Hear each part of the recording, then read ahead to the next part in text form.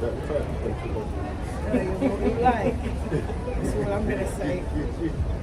Yeah, Shalom Israel, you know, we'll come out week in, week out, and as often as the Most High makes it possible for us to push this word, so He can use it to wake up the elect of His people. But before we start, we're going to give all glory and our praises to Yahweh, Ba'ashem, Yahushai, Wahak, Nadash. The elders and apostles in Israel who really teach well, to the Akims on the highways and byways and those pushing this word in truth, sincerity, to the brothers and sisters in the truth. Yeah, Shalom Israel. Today's lesson or topic of discussion will be Black Christians love their oppressors. That's the title. You believe in the Bible? No way.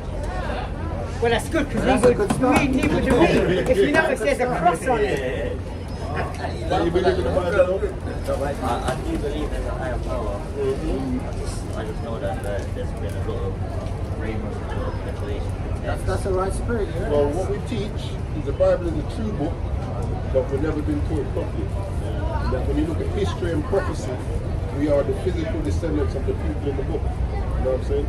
If you just go and scan the QR code, it'll take you straight to the two channels. Top QR code and the bottom QR code. There's two, yeah. Yeah. If you come a bit closer, so you can pick it up there. And the bottom one as well. Yeah. On job, man. Yeah, so Check it out. when you go through Don't trip over. when you go through the prophecies in the Bible, it teaches us that we are the physical descendants of God's chosen people. And the reason why we go through what we go through, because God made a covenant, we made a covenant with God to keep His commandments and be above everyone or break them. And this is the condition of breaking. That's right. Being at the bottom, serving everybody, taking on everybody's understanding, their religion, and even like you mentioned, and given this to worship and say, this is your God. We were given that image in slavery. So what we have to do now, the Bible, someone get me Acts 3:19. Acts 3:19. So this is where we're at now. So here's the book of Acts, chapter 3, verse 19. Repent ye therefore. Change your mind, your way of thinking. And hopefully when you've changed your mind and way of thinking, hopefully the actions follow. Because everything starts here with a thought before actions actually happen. Repent ye therefore, and be converted, Is to change. that your sins may be blotted out. I know sin. No, go on, say what I'm you going say. to ask them, do you know what sin is according to the Bible? Because this is why a lot of us sin, because we don't know the Bible's definition. So, Watch this. The brother's going to read what sin is. Book of 1 John chapter 3 verse 4 reads, whosoever committeth sin transgresseth also the law, for sin is the transgression of the law. So when you're in sin, that's when you're breaking the laws God set for His people. Right down parables. yeah, so, no, I'm saying that's why a lot of us sin. So it says, read that again, Brother Shah. Yeah, here's the book of Acts, chapter 3, verse 19. And I want to bring as well. Repent ye therefore, and be converted, Repent and change, that your sins that where you've been breaking God's commandments may be blotted out, may be blotted out. in the times of That's the refreshing, important part. When God's judgment comes upon the earth. when the times of refreshing shall come from the presence of the Lord. Because something has to be blotted out. So if your sins ain't blotted out, guess what's going to be blotted out?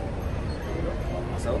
Yeah. Yeah. You hit the nail on the head right there. Shut up. So that's, It's straight speaking. Alright, let's get on with that. I want you to Let I literally got to be somewhere, but me just read one scripture. Yeah, This is the book of Isaiah, chapter 59, verses 1 and 2, verse 1. Behold, the Lord's hand is not shortened, that it cannot save, neither his ear heavy, that it cannot hear. But your iniquities, which is the transgressions of the Lord, have separated between you and your God, and your sins have hid his face from you, that he will not hear. So the relationship we have with our God is that when we are obedient to him, he hears us, he covers us, and he makes sure that we're prosperous. And when we disobey him, what he does is turns his face, and then things happen to us. Yeah, we're open to the elements. We're open to the elements, and then because we don't have that relationship, we blame him, or we question, or why? But really the reason is what we disobey. So I just wanted to give that to you. And I want to tell you, I love your spirit, God. Thank you. Have a blessed day, yeah? Shalom, Sister Rebecca first. Yeah, but I'll tell you Oh, yeah, you've got a how powerful name, Wait, Joshua. Is that your name? Yes. Do you know what it means? It means Yahweh or his salvation, or the Most High salvation. our shot. Yeah, so your name is actually one of the transliterations of Jesus. And yeah, Joshua, remember, he took over from Moses. Yeah. Moses was a mighty lawgiver. Yeah. Joshua took over from him. So it'll be nice if you come in that stead. But he got that spirit. Yeah, I'm saying he's got to make it of it. Yeah, yeah, because he comes in and that Yeah. All right. Let's Take care. Yeah, take it easy. go. See, the word's going out. And the Most High said his word won't come back void. Exactly. And the thing is, who is supposed to receive it will receive it. Yup. It's that simple. My sheep hear my voice. It's I remember I used to try and convince people then. yeah. As I got a little bit more knowledge, I realised it's not my job to convince No. no one had to bash me over the head. No. The word just went out and it was received. So that's all we have to do. Like the job is quite easy, just teach. Yeah. Ezekiel 37. Yeah, just do the word, To man. the wind. Yeah. Right, yes, as I was saying, yeah, black Christians, I have to check my notes because sometimes I'm a person as well, like, Shalom, Sister Donna. Oh, shalom. Like, sometimes I'll be at work, and while I'm working, sometimes my understanding, it just comes to me. So I have to stop everything I'm doing and write it down. If I don't write it down, I will forget. So this is what that's why I call it twin. yeah, how you say. Yeah, it's true, that's me. If I don't make a note of it, I'll forget. Stop driving. Yeah. So basically what I'm saying, this lesson is called Black Christians Love Their Oppressors. And the reason why I'm going to this lesson today, because when we were finishing last week, we had a Christian guy come up and a woman, and they were, well, he came up subtly. I mean, like, With subtlety. Thank you, with subtlety. He tried to make out he just wants to understand what we're teaching, wants to learn what but we're he already knows, like to a part, the doctrine of Israelites. Yep. But he came with Christianity. Now, what he doesn't With realize, such subtlety. pretending to ask questions, not understanding, and like what he fails to realize, we were there before him in Christianity. He was a much younger guy than myself, and so we were there. So when he's trying to now bring us back into that bondage under white supremacy, because that's what Christianity is. In the short run, or however you want to say it, that's what Christianity is. And I'm going to bring out a point to validate what you said as Bring it well. out. No, bring out the precept. This is the book of Jude, chapter 1, verse 18. How that they told you that there should be mockers in the last time, who should walk after their own godly lust. So that brother, not understanding what the Hebrew Israelites do, what we do as a nation and what we teach in our doctrine, he's coming after his own godly lust in terms of following his oppressor. So he's not coming up to have a conversation, he's coming up for strife and debate. And we see that a lot. We've been in this long enough to see when you're gonna come with that spirit. The Most High has given us that spirit of discernment to understand that, okay, but we're not gonna shun you. If you've got questions, we'll ask questions. We'll answer questions. But Sometimes we will shun you because if you don't be causing After second or after third ammunition, ammunition. after second, third ammunition, then you walked into the lions. Then. Yeah, but what I will say, right, we're happy to answer any questions if it's answered, if it's asked sincerely. Yeah, but what we're not out here for, especially not the Sabbath lessons, we're not out here for debates as such. Because now I say that because on my way to camp today, the brother called me, Abadai, he called me. Yeah, he called me and he was telling me about on our channel, the brother left saying about he's going to be in Brixton, so if we want to debate. Well, as you know what, forgive me if it's not him, but I can't see how it wouldn't be after last week. And then now this guy's challenge saying he's going to be in Brixton today, and he's, you know, he wants to have a debate with us. Now, we ain't here for debate. And me, I'm happy to debate, but in its place. If you want to debate, set up a time, we can sit down and we can have a sit-down classroom and we can debate there. But when we come out here, we come out to, you know, quickly grab me some.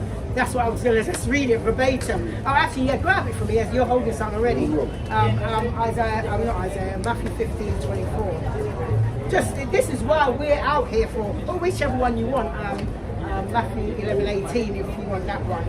Either the two is going to make my point. Then you said you had a precept. No, I said I had a comment on So Matthew 10:5.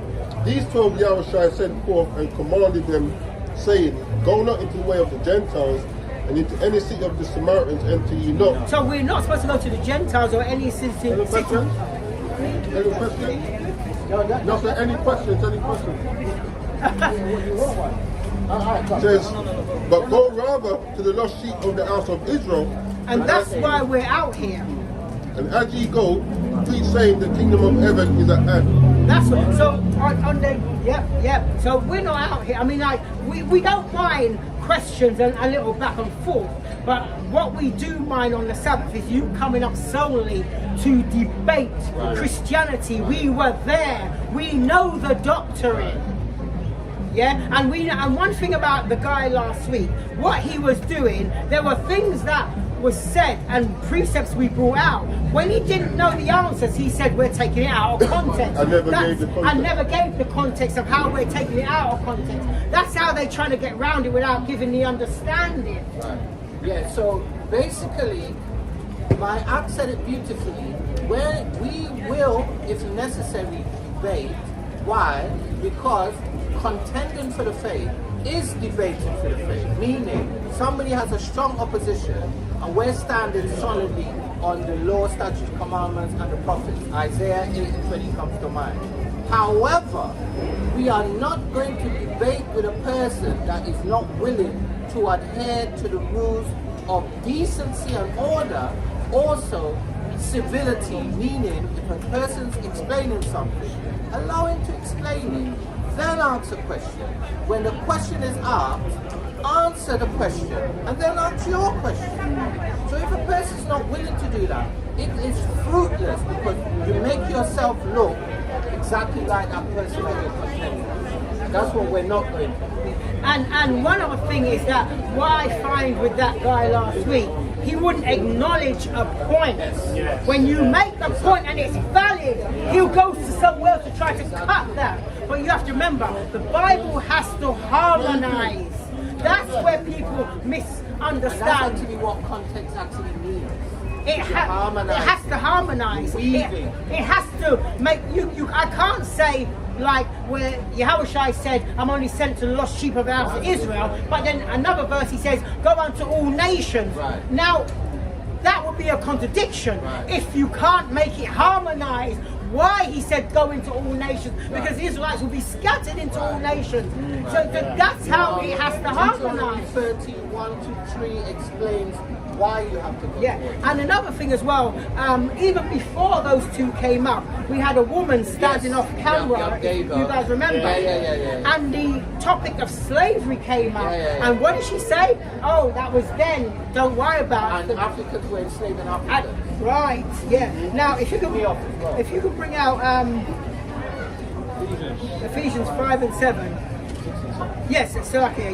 You know anyway. Book of Ephesians chapter 5 verse 6. Let no man deceive you with vain words. Shalom, Israel. Shalom. And you know what, right? I've been in Christianity many years, and I know what they are now, of vain words. Because they can't really go to the scriptures and prove it without kind of like twisting, without twisting it to the doctrine that they already have and won't let go. Yeah, thank you. That's it. You know what? That's it. Not even to fit the doctrine that they know, because they don't even understand their own doctrine. It's to fit their narrative. It's now getting a sentimental feeling and personal. Well, it's like earlier on when we were chatting to that brother out on the front there. Fine example.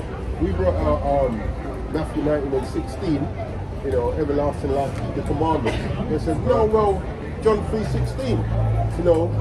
I said, well, John 3:16 is conferring what we read in Matthew 19:16, because John 3:16 says, whosoever believeth in me. So if you believe in Yahweh Shai, you're going to believe in what he said. And he said, to have everlasting life. You've got to keep the commandments. And it still went over his head. Not even that. He just wouldn't acknowledge. Yeah. That was, and that's the problem. That's the insincerity of No, it. when he said, oh, you have to read it in context. So he read it So now. I gave him the book and said, okay, you read it, show me the context. So he runs through. I said, no, slow it down, because what they do, they read just to the point they want. They read just to read. Yeah, not only that, they read just to get to the point they want to push. But if you read all of it and take your time. Thank you. Right, so basically what it is something I always talk about when we're going up the road, right? Which is basically, number one, you stick to the point. Yes, sir. I will not be become that. Like what you see here? But what do you see happening here? Give me your opinion. Yeah. You know, because we love our people's opinion. That's so powerful, that story. Huh? That's so powerful story. Yeah, what's your opinion? What's your take on what's happening here? Just want to hear your own words. Yeah, that's all.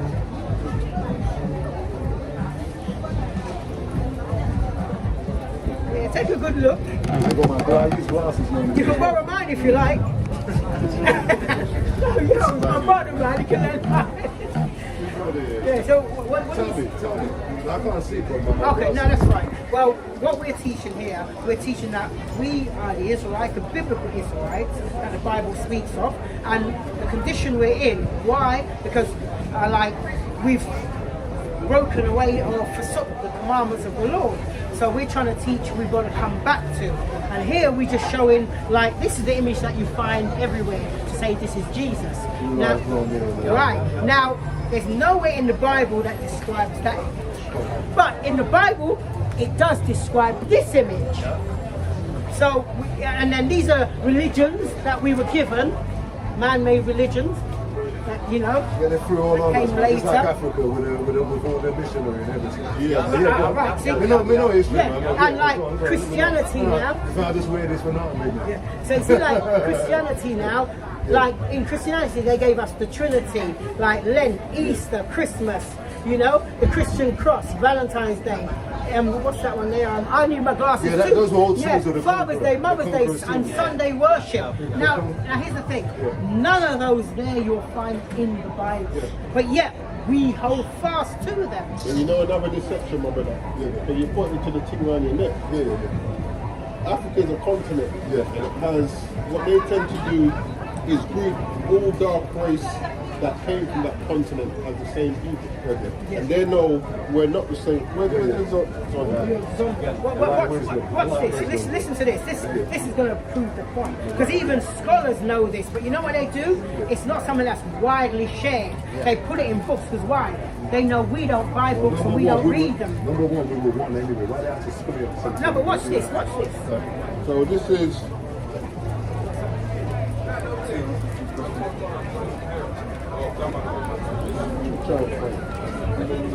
Ham. So they teach us that we're Ham. We come from Ham. It says Ham. This is Zondervan Compact Bible Dictionary, page 213. It says Ham, the youngest son of Noah, born probably about 96 years before the flood, and one of 8 persons to live through the flood. He became the progenitor of the dark races. He's a forefather. Not the Negroes, but the Egyptians, Ethiopians, Libyans, and Canaanites. Now, just one thing. Watch this. It said not the Negroes. Now, don't they call us Negroes? I was going to say. Now, if you look on here, that chart here, these are all names we were called. Like when you come to this part from slavery, and we're called. It's still here, black. If you look at nigger, negro, native Indian, coloured. Remember we were called coloured? African American, African Caribbean, black. But look, Negro. And what did the Bible dictionary say? But not the Negro, but the Egyptians, the Canaanites, the Libyans, and the Ethiopians, the other dark Semitic people. Yes, so I wanted to. No, go on, finish your point. Yeah, just let him bring that. It's related to what you were saying, but This is the book of Exodus, chapter 11 and verse 7. That's right. Against any of the children of Israel shall not a dog move his tongue against man or beast, So they can't even that shout they against may our know animals. how the Lord do put a difference between the Egyptians and Israel.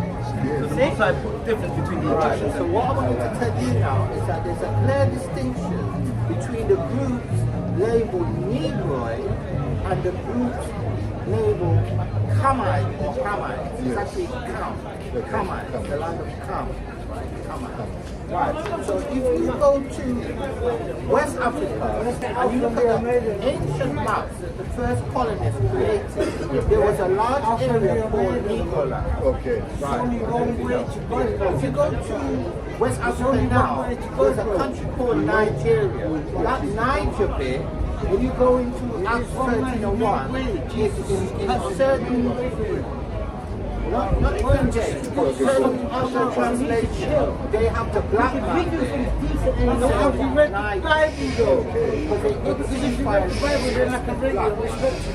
So the term Niger, they separate. No, we already talked to Separate Niger from, because what version you go to, people don't call themselves black. East Indian people, some of them are oftentimes darker than us, don't call themselves black. So it's a condition that they place on a specific people, which is what my architect shows. So you can go ahead and just to prove your point here, so you can see it. Acts 13 and verse 1, this is the King James Version. Now Acts chapter 13 verse 1, now there were in the church that was at Antioch certain prophets and teachers as Barnabas and Simeon that was called Niger. Yeah? And then when you go to the NLT, NLT, among the prophets and teachers of the church of Antioch, Syria, were Barnabas, Simeon, called black man. Yeah? Called the black man. So Niger. They was actually saying Neger. So this is, I've got a New World Translation, which is Jonas Whitney's version. And when you read there, the word in Antioch there were prophets and teachers in the local congregation, Barnabas as well as Simeon, who was called Niger. You know, like this is a Bible So that symbolizes, something else I want to mention as well.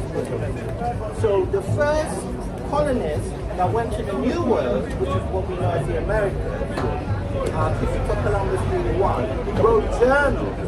And in his journal, he called the Tainos and the Arawaks, he called them Negroes as well. Right? So you had Tainos that were your complexion, that looked just like you, and you had Tainos that looked like you. So what he would do, he would call the dark one Negroes and the ones like you, or maybe the straight ahead, he'd call them Indians, which means savage. Yeah, that's what they put on that depiction on us. They call us West Indians. So they call us Western savage. That's what it is. So there's a lot of confusion, like the brother was saying, there's a lot of confusion when they say that we all come from Africa. Like the brother said, there's many different countries in Africa. Us, remember, but we're not all the same. So when you hear that concept of African, South African, that's the wrong concept to take it. It'll be the Hamites showed the Israelites. So you'd be like, the one dark race selling another dark race. And that's what it was. And that's Can I say this? It's like this. Let me give you an example just for what your brother was saying about like dark skin race people selling up. Let's say there was a slavery going on today. Let's just say that. And in America, then people with that same mindset was like saying Americans were selling Americans. But let's say like you had black Americans took white Americans and were selling them to the Chinese. With that mindset, they'll be saying Americans sold Americans. You see my point? But really, it's different race of people. Black people were selling white people to the Chinese. I'm just showing that concept. But in the textbooks, they say Africans were selling Africans. Why? So they can relinquish themselves from any responsibility. That's why. It's good that, That's what serious. it's good that you would say that, because that's one of the points I wanted to bring up earlier, which I didn't get a chance to say. But the reason why Christians and other people that have the information don't give it out is because they do not want to be held accountable for what they have done. So what they do when you guys say, yeah, but you're not talking us into slavery, their response is, yeah, but you know what's selling yourself. That's what exactly. On the note what the brother was saying about this, the reason why Africa fall into the Egyptian customs or ancestral background, that's another narrative they put on. But what they don't understand, what we need to understand, is that the Israelites went into Egypt with Joseph. Yeah? So that was our first bondage. Because in the Bible, Egypt means slavery, it means bondage. So when the Israelites, our ancestors, went into Egypt, we didn't go in as slaves. We going in under the rulership of Joseph, because Joseph was second in command of Egypt. But like we say, because we melanated people, they cussed us on, but we knew already, we could identify that we were at a separation. That's why when we come out of Egypt, that's why if we was all the same, why would the Most High then wipe out the Egyptians and only save the Israelites? If we were all the same people, we meant to be all people. So they gave us this narrative because we was in Egypt with Joseph, so they just symbolized us, with like, because of Pharaoh was Pharaoh was like, I can say the government system today, because he was the top in that time. They was like, yeah, so we're gonna keep that same spirit. So the Pharaoh represents the king or the god or king or ruler representing God on earth. So that's what it sits on the throne of Isis and Mahat and all of that. So what they do like what modern kings do. They put themselves in the seat of God. So that's why they say, oh, you can't tell me nothing because I'm the king. You can't tell me nothing because I'm the king. And I only have the answer. Which is what Donald Trump said as well.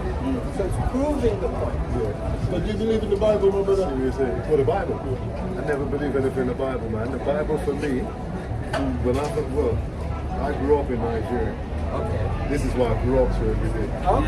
And you know the way we worship back home, you think God's going to come down out there. But you see the problem now? Because what religion teaches of the Bible is not what the Bible actually teaches. It teaches a doctrine based upon things in the Bible. I was confused as a youth. Right, From you, I was confused. Who wasn't? So the thing isn't to get rid of the Bible, it's to get rid of what they taught. And that's what we're trying to teach. Separate the two. So the Bible, the messenger and the message. So the Bible is not a universal book. Religion's made it universal. They've made it for everybody. So the Bible documents the history of one group of people and people that they met along the way. It's like you had a dynasty called the Ming Dynasty, Chinese dynasty. Now let's say this book here was about the Ming Dynasty. I can't now pick it up and relate to everybody. It's about them. And that's what they've done with the Bible. They're trying to make it for everybody. So we're just bringing our people back to, don't get rid of the Bible. Never will. Just get rid of what we were taught and relearn it. And that's what we're out here to do. I like that. Because there's a judgment coming. And someone get me it's just like this. It's just like this, right? Let's say a knife. Right? A knife ain't a bad thing if it's used correctly. Or if it's in the right hand. That's it, if it's used correctly. Because like, what's this? A knife you cook with, you cut meat. But people use knife for stabbing. So it's not the knife is the problem. That's the point I'm making with like the Bible. The Bible's not the problem. It's how it's exactly my point. So it's not the Bible's the problem. It's how it was used by our oppressors when they came on our shores and conquered us. And we're still a lot of under that. So this is what we have to bear in mind, my brother. So this is the book of 2 Corinthians chapter 5 and verse 10. For we must all appear before the judgment seat that's something of Christ. that we teach. There's a greater judgment than what we've gone through coming. Something that we're able to avoid, because there's promises in the Bible which still stands. You can still receive those promises, but we have to change. Come back to what the covenant that our foreparents made. So read that again up. For we must all appear before the judgment seat of Christ, that everyone may receive the things done in his body according to that he have done, whether it be good or whether it be bad. And good is according to what God says, not to what man. Because, you know, you'll have two people of the same sex who deal with each other, don't hurt no one, live a law-abiding life according to the land, but then their lifestyle according to God is wrong. So good is according to what God says, not what man says. So this is the book of Revelation, chapter 22 and verse 14. Blessed are they that do his commandments, that they may have right to the tree of life and may enter in through the gates into the city. So that's how we're going to receive the promises. Read on. Verse 15.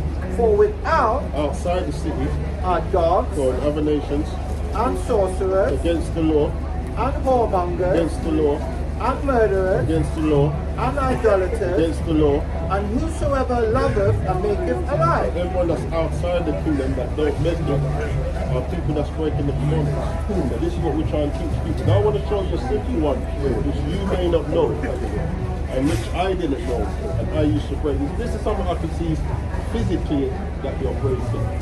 And it's just something that we were never taught. It may seem simple, but if God says you've got children, so if you tell your child to do something, regardless of how simple it is, it's not for them to say, yeah, but that's just a simple thing. They're meant to follow what you said, same as the Most High. So someone get me Leviticus 21. Oh, you want 21? Yeah, only because it's plain. Alright, so this is the book of Leviticus. 19 and 28. This is the book of Leviticus, chapter 21, and verse 5. Thou shalt not make baldness upon their hair. Making baldness, I'm starting to think. So what a lot of brothers do when hair becomes bald like hair. Yeah, but what a lot of brothers do, they take a razor now. You can cut it low because there's still hair there. But they take a razor and bald it. That's making baldness. Like a Floyd Mayweather. Yeah. That's making baldness. So read that again up. This is the book of Leviticus, chapter 21, and verse 5. They shall not make baldness upon their So head, you shouldn't make baldness. Go on. neither shall they shave off the corner of their beard. So my beard don't grow bushy like some brothers do. So I keep the sides low, but I can't be clean shaven. You understand? That's just a simple That's just a simple and, law. and you know what's good about this law? Do you know what you have to do to keep this law? Nothing. Just let it grow and then just trim it when it's, like to your desired length. Yeah. You don't really have to do anything. No. That's how beauty of that law is. And actually, bring back out your Isaiah 59. Because, and someone get me Deuteronomy 28. And the brother's holding a precept. Oh, is it? Oh, sorry. Bring out the 28 and 13. So this is what the Lord said, if we kept the commandments. Yeah. I know. Deuteronomy chapter 28, Verse 13. verse 13. So if we kept the laws, this is what would happen. And the Lord shall make thee the head and not the tail. Meaning we'd be above and not the bottom. Right about now, we're at the bottom. Yeah. It says it will make us the head and not the tail. And thou shalt be above only. And there's no sharing of rulership. There's never been any sharing of rulership. Anyway, when you look at the kingdoms throughout history, the Babylonians, Egyptians, Ethiopians, Greeks, the Assyrians. Ethiopians, the Assyrians. Like none of these kingdoms ever shared power. Even this kingdom here, they don't share power. No. Yeah.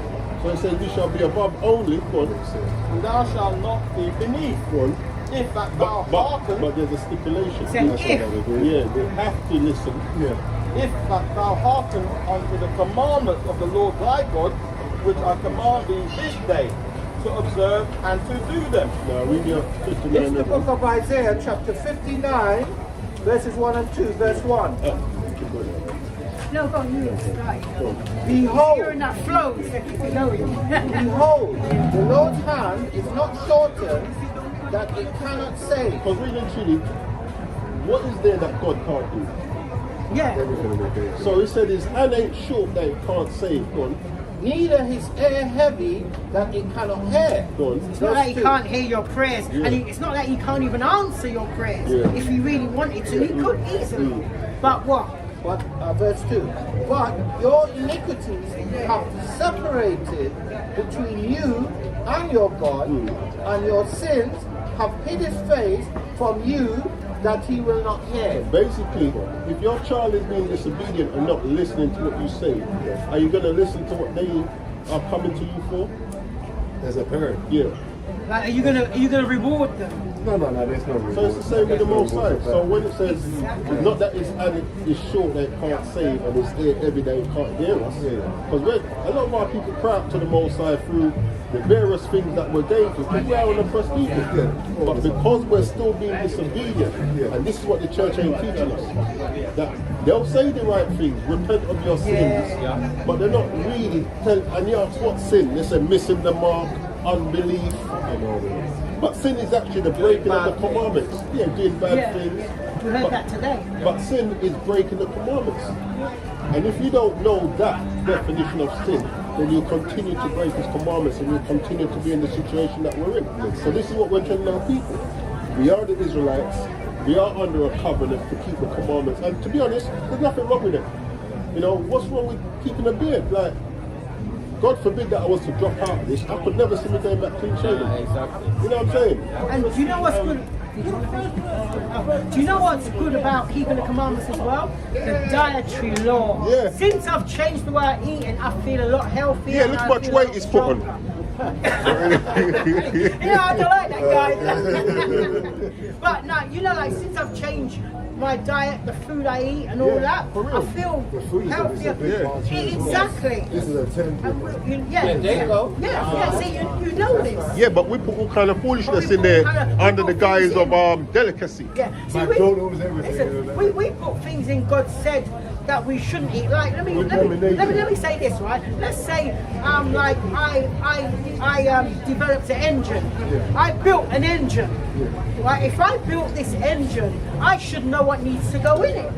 You can't. If I tell you you only can put grade 1 oil in, and you go and put grade 2 oil in, and wonder why it don't run smoothly, because you didn't listen to what I said. I built that engine. I know what should go in it. So when I'm not saying the other oils won't work, but the fact is the other oils that won't work as smoothly, and you won't get a long life out of it. Right, so what you're speaking about now is optimum performance. Something can perform at different grades, but you want it to perform at its optimum, meaning its highest level of performance. And to do that, follow the manual. Yes. This is the manual. You know how to prove it? Because the customs that people still keep in West Africa are found in the Bible. So that's one of, they call it Hebrewism. So that's one of the things that proves that certain people from the west coast of Africa, in particular the ones that were brought on ships to the New World, are Hebrews. So I've got two precepts for you. So this is the book of 2 Timothy, chapter 2 and verse 15. It says, study to show thyself approved unto God, so not unto man, unto God. A workman that needeth not to be ashamed, righteously dividing the word of truth. So everything that we told you and what we come out of the Bible. For me, come out of our own interpretation, like Christianity that is. So when we grew up, everything come out of Nanny's interpretation or the pastor's interpretation. They didn't come. See, when the brother read that, he said a workman. What does a workman need to do the work? It's a tool. There you go. Yeah, that's what but you know, remember at one point you said you don't really believe in the Bible. No, me. Is that what you said? No. Sorry, I must have believe. said I believe. Okay. You said the way that he was talking. Okay. I was confused with you. This is why you said This is the book of Revelation, the last book of the Bible. Chapter 1 and verse 3. Blessed is he that readeth, so reading the Bible, and they that hear the words of this prophecy and keep them which is written therein. But you know what I'd say? It's hearing. That's the first thing you have to do. Because the Bible says faith comes by hearing, reading as well. but you have to apply. Yeah. Your children can hear what you say, but if they don't do what you say, it's kind of pointless listening. You are, they look up to you. There's babies looking up to us, it's up to us. Right, so- Big man. So I've got a piece up to demonstrate what you just said. Okay. Anybody go on again? Okay. 2 Timothy chapter 2 verse 15. Study to show thyself approved unto God, a workman that need not to be ashamed, rightly dividing the word of truth. Right, so this is the book of Romans, chapter 12, verses 1 and 2. Verse 1.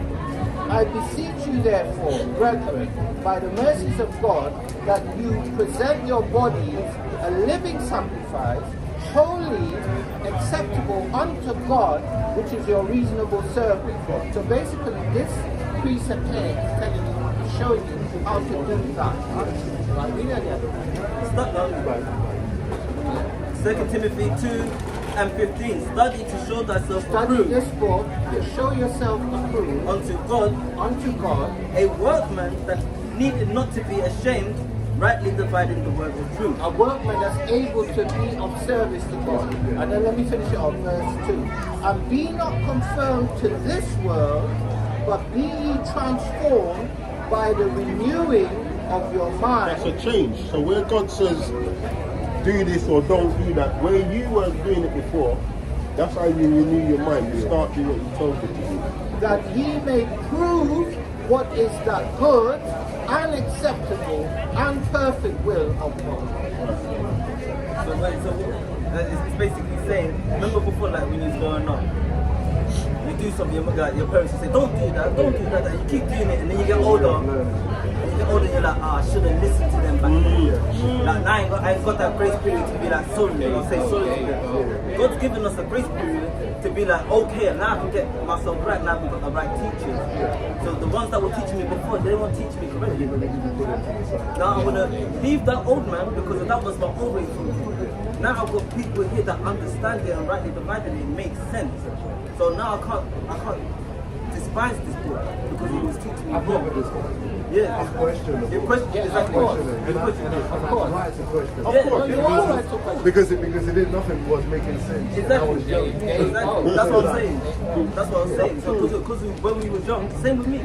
Being young, I asked questions, I want to I was asking questions and I wasn't getting no answers. I remember forcing myself to believe the Trinity. Just because I know at a young age it never made sense, but I thought, no, everyone else believes Yeah, it must be. Go with Must it. be. Yeah. Go with the You know flow. what I mean? And But then then mom I and done dad, what they've been taught as well is all they're going to teach. And that's called generational what's it called? It's generational curses, but there's a word for it. It's like the Willie Lynch. Pass on, yeah. So what they've done, if they've taught our children, not even our adults, because what they've done with our adults during slavery was, if you read this book, this is what's going to happen to you. What happened in that turn? Read this book, this will happen to you. And they told that, in the children. So when the children see that now, they're saying daddy's meant to be this, but daddy's getting run down by the oppressor. Mommy's meant to be humble, but now mommy's slapping up daddy. Yeah, let your mom do that. That's what they're teaching us. So it's become that. And where it is, because it's sort of involved now, it's like, now when we go against it, oh no, we can't do that because masters will do that. That's how we become. Systemically, we become like that. As a system, we can't say that, we can't. The master said it's this way. And what our ancestors have done when they're growing up, it's been like, oh, why did we do this? Oh, that's how it's always been. Not knowing the history of it. That's how it's always been. You don't know what to do with that. Oh, we don't need, you don't ask no questions. Children are meant to be seen, not heard. That's what we got told growing up. But as we get older, we start resenting the Bible. I don't want to, but there's a spirit in us that wants to hold on to it. This is our book. Our spirit holds on to that light of it, like, rah. Like, I gotta come back to this, but He said you gave me grace perfect. you know, that's when he says that I want to leave this, but our spirit can't leave it because it's our book. There's going to be a time when we start reading it, or someone that has knowledge of it, they teach us, and then we go back to it, and we're like, now I can start correcting my room. That's grace. That's the grace period. Right, so I want to bring up this up because he was mentioning that our elders had a particular mindset and he was demonstrating that different mindset as a result of slavery or the psychological effect of slavery. So I wanted to bring our precept to illustrate it. This is to illustrate what they should be doing. This is the book of Deuteronomy chapter 32 verse 7. This is what our elders should be doing. Remember the days of old. Consider the years of many generations. Ask thy father, and he will show thee thy elders, and they will tell thee. So what should actually happen is that when we have an issue with the Bible, or an issue with our history, or an issue with how should I follow the Most High? How should I pray? We should be able to go to our elders, the chiefs, the heads, right, of the family, and they should be able to tell us the correct way, and as my brother rightly said, demonstrate to us. So it's not just about saying it, you have to demonstrate it, right? Which is what the brother is beautifully bringing out. Well, listen to this. Psalm 78, read 5 to 7. And this is actually going to kind of answer what the brother just said, basically, really, in a nutshell. The Psalm chapter 28 verse 5. For he established a testimony in Jacob, and appointed a law in Israel, which he commanded our fathers, that they should make them known to their children, that the generation to come might know them, even the children which should be born, who should arise and declare them to their children. There's something that we should be passing down. But what we were passed down, the same madness that religion taught us throughout the ages, which is why, like you're saying, you question the book, things didn't make sense, because they're not teaching us what the book's actually teaching us. You know what I'm saying? I mean, they had to kind of keep us out of the book, so we serve them. Because anybody that's kind of like come to, should we say, oppress other people, you can't let their heroes and all that, they can't see themselves in this. This is why Christianity, like, everything's white. That is the reason why it's full circle, right back to the images. Why did get that? First Kings chapter 2 and start from 1 to chapter 4.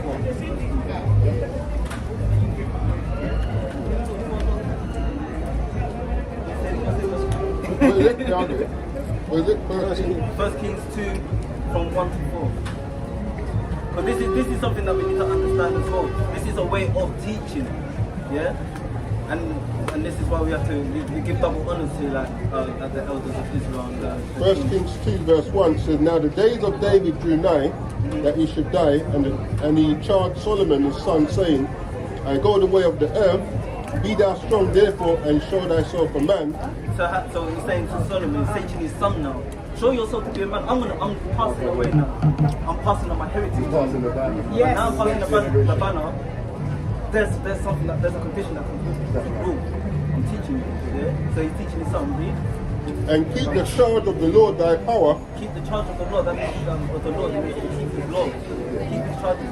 Don't start going your own way. Just because you're king now doesn't mean you deviate of the mission. Follow, keep going, yeah? Says to walk in his ways, to keep his statutes and commandments, and his judgments, and his testimonies, as it is written in the law of Moses, that thou mayest prosper in all that thou doest, and whethersoever thou turnest thyself. And then Christ did the same thing. Christ said walk in his way. So we have to understand what Christ was doing. He was keeping the laws of his master. He wouldn't then change those laws. So but what happened in Christianity and religion is they've changed it and we've lost that custom. But there's a zeal in us that makes us hold certain customs, certain narratives of our ancestors, certain traits, certain movements that we take. How can it be that me and you don't know each other, but I come to your household and I already know how to respect your household? It's something like what the brother said earlier on. You say these two. No. What it is, when you're saying they passed down certain things to us during slavery, it's the same thing. These are customs we were keeping, which was passed down. Already in the first so we've not lost everything. Customs. It's like riding a bike. Yeah. You never forget how to ride it. You jump on a bike. Yeah. Like, for example, how we clean meat, how we do this, how we do that. You know, make sure there's no blood in the thing. It's almost like traditional. That's There's a traditional, way of but that's a law. Yeah. Yeah, meant to have blood in the thing. That's a law that we've kept from our ancestors. When you wash the chicken, make sure it's clean. But back home, we take the chicken, we pray it. If you back here, you get it on the film. They're telling you now. They're telling you now. American Indians used to pray for it. They're telling you now. When We go there, I say, no, I want that chicken. I want that one then. In Sainsbury's, they just bag it, they put it on the factory. Yeah, we go home, we plug it, But here they just slap the bin. well, they're saying now, like when you buy it from the shop, don't clean it. It's already been cleaned, and because it will cause splashes and whatever, semolina and oven ready. edit. Yeah. Oven ready. They've said so many things. And then when you man. clean the chicken, so much dirtiness is still up on the meat. Where can I find you, man? Normally online or? Yeah, here's our channel, yeah. The Howard's messages. So just check it out, my brother, man. Time's running out. Yeah, just take, you can take a picture. If you take a picture of the two QR definitely codes, Yeah, there's two channels. yeah. Top one is the top QR code is the main channel, and the bottom QR code is the secondary channel. We'll stand there and listen all day long. Oh, we'd be happy. We'd be happy to. That's our whole mission out here. Listen, we're out here for you. Well, yeah, most of the time it's a break Saturdays only. Well, Yeah, Saturday's the main one. The main one where all of us are Yeah. here. But the brother, you two, I think, do Yeah, come out sometimes we time come during out the during week. the week. Yeah. Okay, cool. Saturday from 1 p.m. Yeah. You ain't got a uniform, dude. Yeah, yeah, they, Oh, he's got his. Oh, yeah, Yeah, he's got his. He's got his. I He's see. got this. I see. But numbers 15. Let me That's show you the proper. uniform. That's Numbers proper. 15. Oh, yeah. Here it is. Let me show you the uniform. So this is the book of Numbers, chapter 15, The only uniform you need. and verse 37. and verse 37, and it reads, And the Lord spake unto Moses, saying, Speak unto the children of Israel, and bid them that they make them fringes in the borders of their garments throughout their generation, and that they put upon the fringe of the borders a ribbon of blue, and it shall be unto you for a fringe, Why? Here's why. that ye may look upon it, Because if you're not wearing it, how can you look upon it? and remember all the commandments of the Lord, and do them, And that is a commandment. and that, Your guy shouted. No, it's true. That is a commandment. and that ye seek not after your own heart. So when you're not doing it, you're seeking after your own heart and your own eyes, after which you used to go And you a-whoring. know the thing about it, we sometimes look upon it as a small, one of the least of the commandments. It's true, you know. But you have to think, the reason, read from verse 34. Listen to this. This is why it This is the came book of in. Numbers, chapter 15, I think it's verse 34. 34 Or or 33. Well, just wait where the man was caught.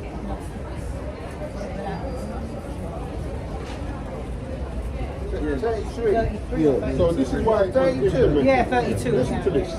So this is Numbers 15 and 32. And while the children of There you Israel go. were in the wilderness, Because remember, they were slaves in Egypt. This time they come out. Now they're in the wilderness. They can keep their laws. They've got no one over them apart from Moses.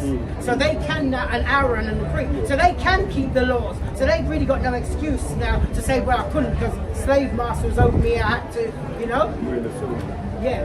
they found a man that gathered sticks upon the Sabbath So this day. man just picking up sticks in it. But you know what? You know, like to kindle a fire. This is what they had to do. They had to gather sticks, put them. Before you finish. You're from West Africa. Yeah, we have Oh, to do the same. yeah. We So have you to do would the know same. this. We have to do this. Explaining it. But That's how I I grew watch up, bro. Nollywood, so I That's know. how I grew up. We got Yeah, I know. That's how we ate, bro. Yeah. So If you don't get them sticks, then you're starving. Yeah, you see? Wait. Could you explain it Back for it. us? Yeah, I used to do it. Yeah. You tell wake us. up in the No, morning. usually it's the girls that do it. No, bro, I wake up in the Everybody. morning. All right, Everybody explain does how it is. We're going to the forest. Go on. There's listen. certain type of wood you need to get. Dry wood. You put them underneath, you put them in the stove and thing. Right. Then you need to even strike the light. If you run out of matches, you better know how to strike two Yeah, stones you see together. it You have to, there? have to strike two No, stones. it's innit? proper. Is it hard work? So this is what. Read that again. Right, so this is the book of Numbers, chapter 15, verse 32.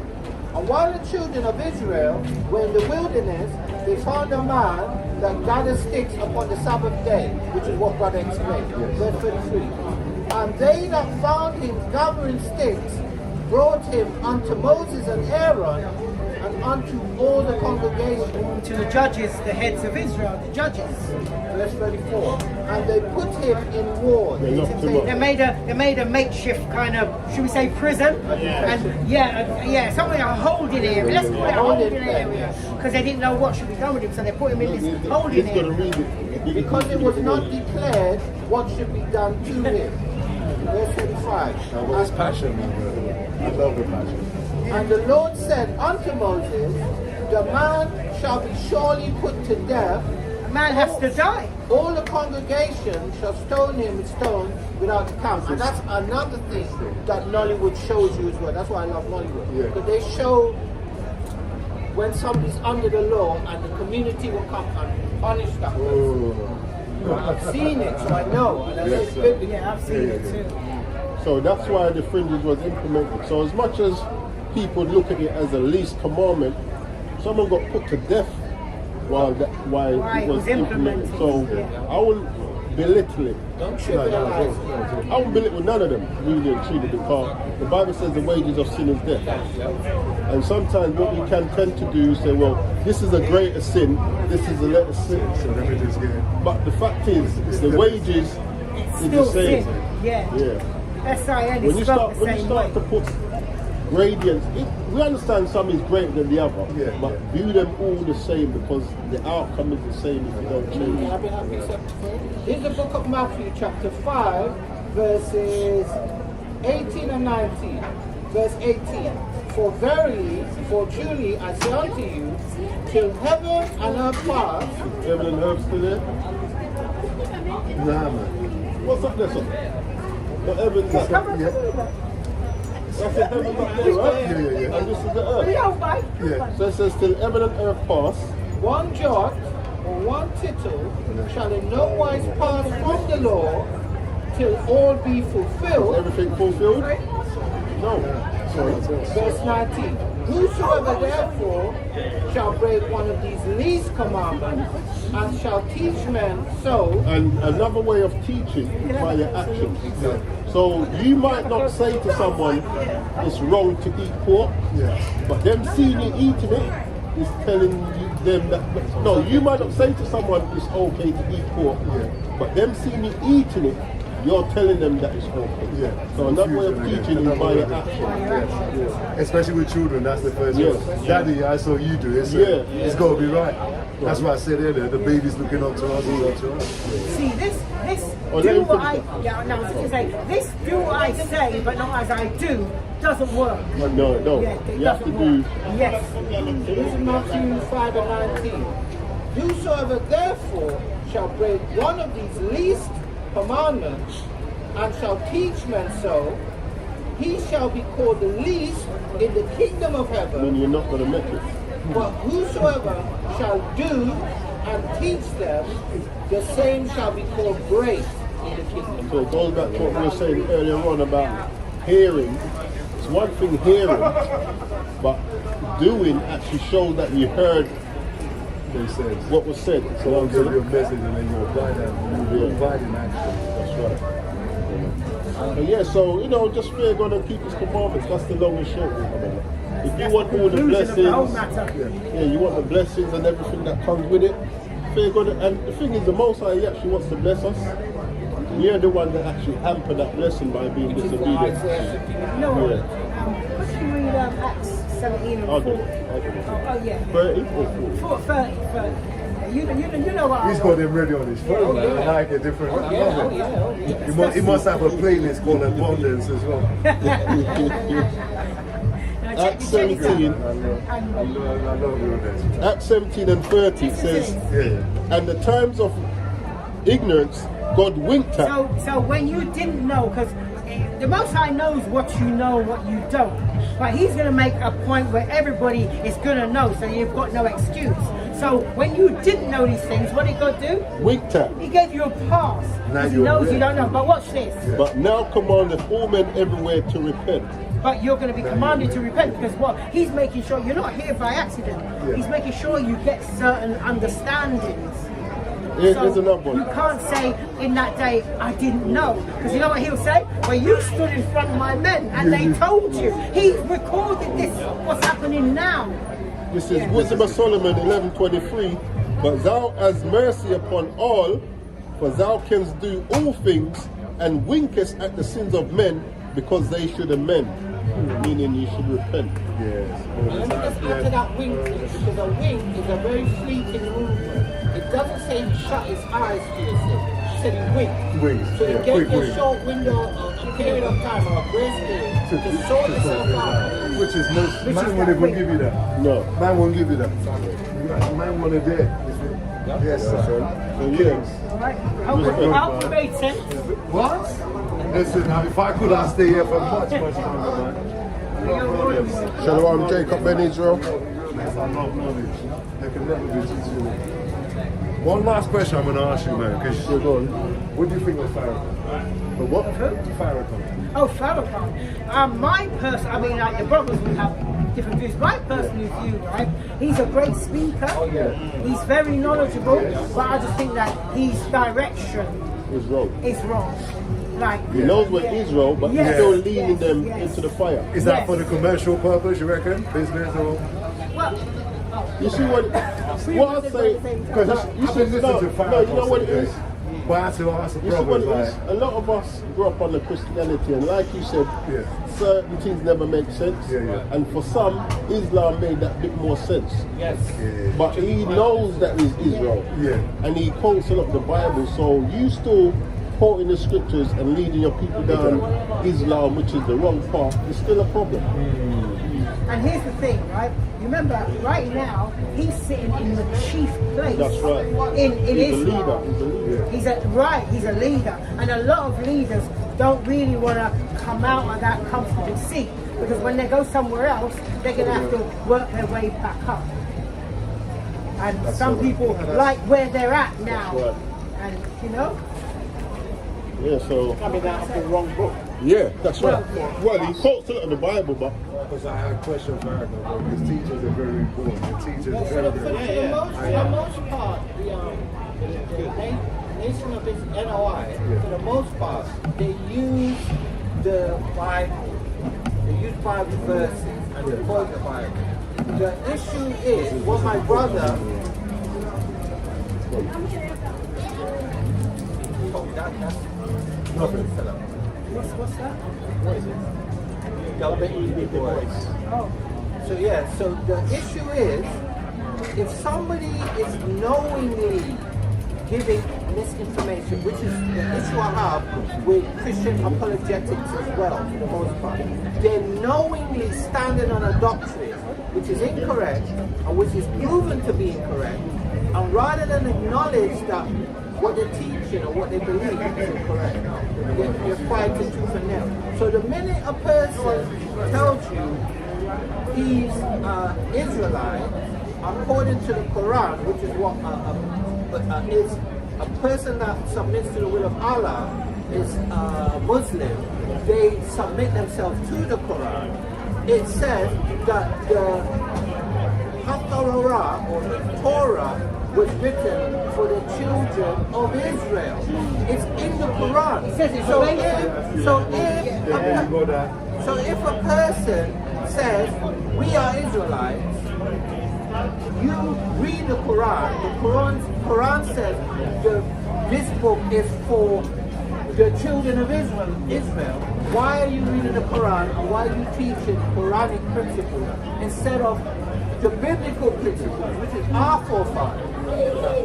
And that's why it's leading you down the wrong path. But at the same time, someone is Something slightly off. Right? We're not Arabs. The Arabs know we're not Arabs because they had us in slavery. It's there if you look And at it. actually, the reason why you have people in the west coast of Africa that are Arab is because the Arabs left the Middle East and went to the, what do you call that desert there? Is it the Sahara? No, the desert, the Sahara Desert. Right, yeah, right. There you go. Look. Yeah, that's what I was just pointing at. Yeah, the yeah, picture there you there. go. Yeah. Right? And then what they then did was forced the people to submit to the will of Islam. And there was Yoruba people that fought against it. Like the heart of Yoruba land, they fought against it. I'm Yoruba. Yeah, I know. Well, that's a Yoruba people, I know. And Yoruba, People were serious. yeah, so Yoruba is written in the scripture as Jeroboam and what was the other one? Jeroboam and Rehoboam. So Jeroboam, there was no letter J, that was Jeroboam, which is where Yoruba come from. So the Bible actually proves that you lot are Israelites. The other city I want to know is Ibadan. There's a lot of history there. Yeah. But yeah, I like Yeah. that. Get 3 seconds. Listen, you guys got me here. But even the name Ibadan, that's a Hebrew word. I'm just like, where do I turn this? I'm just going to give this bring out, understanding. bring out. Because Deuteronomy chapter 7 verse 6. For thou art a holy people unto the Lord thy God. The Lord thy God hath chosen thee to be a special people unto himself, above all people that are upon the face of the earth. So it's even in the Quran that we are the chosen people. So we must be reading the correct book. There's no sense reading, you know? But even with that, the Quran tells you that the Torah was given as guidance for the children of Israel. Yeah, So, I said it to you. yeah. So why would I read the Quran in the first place? And why would you knowingly? Now this is my issue because we speak to a lot of Muslim apologetics, people that have an issue with us, and what they do, they contend against us. So we pull out the Quran and we show them in their own Quran that the prophets were the children of Israel, that the Most High gave us a book for instruction, which is the Torah, and that a child of Israel, it should not be Islamic.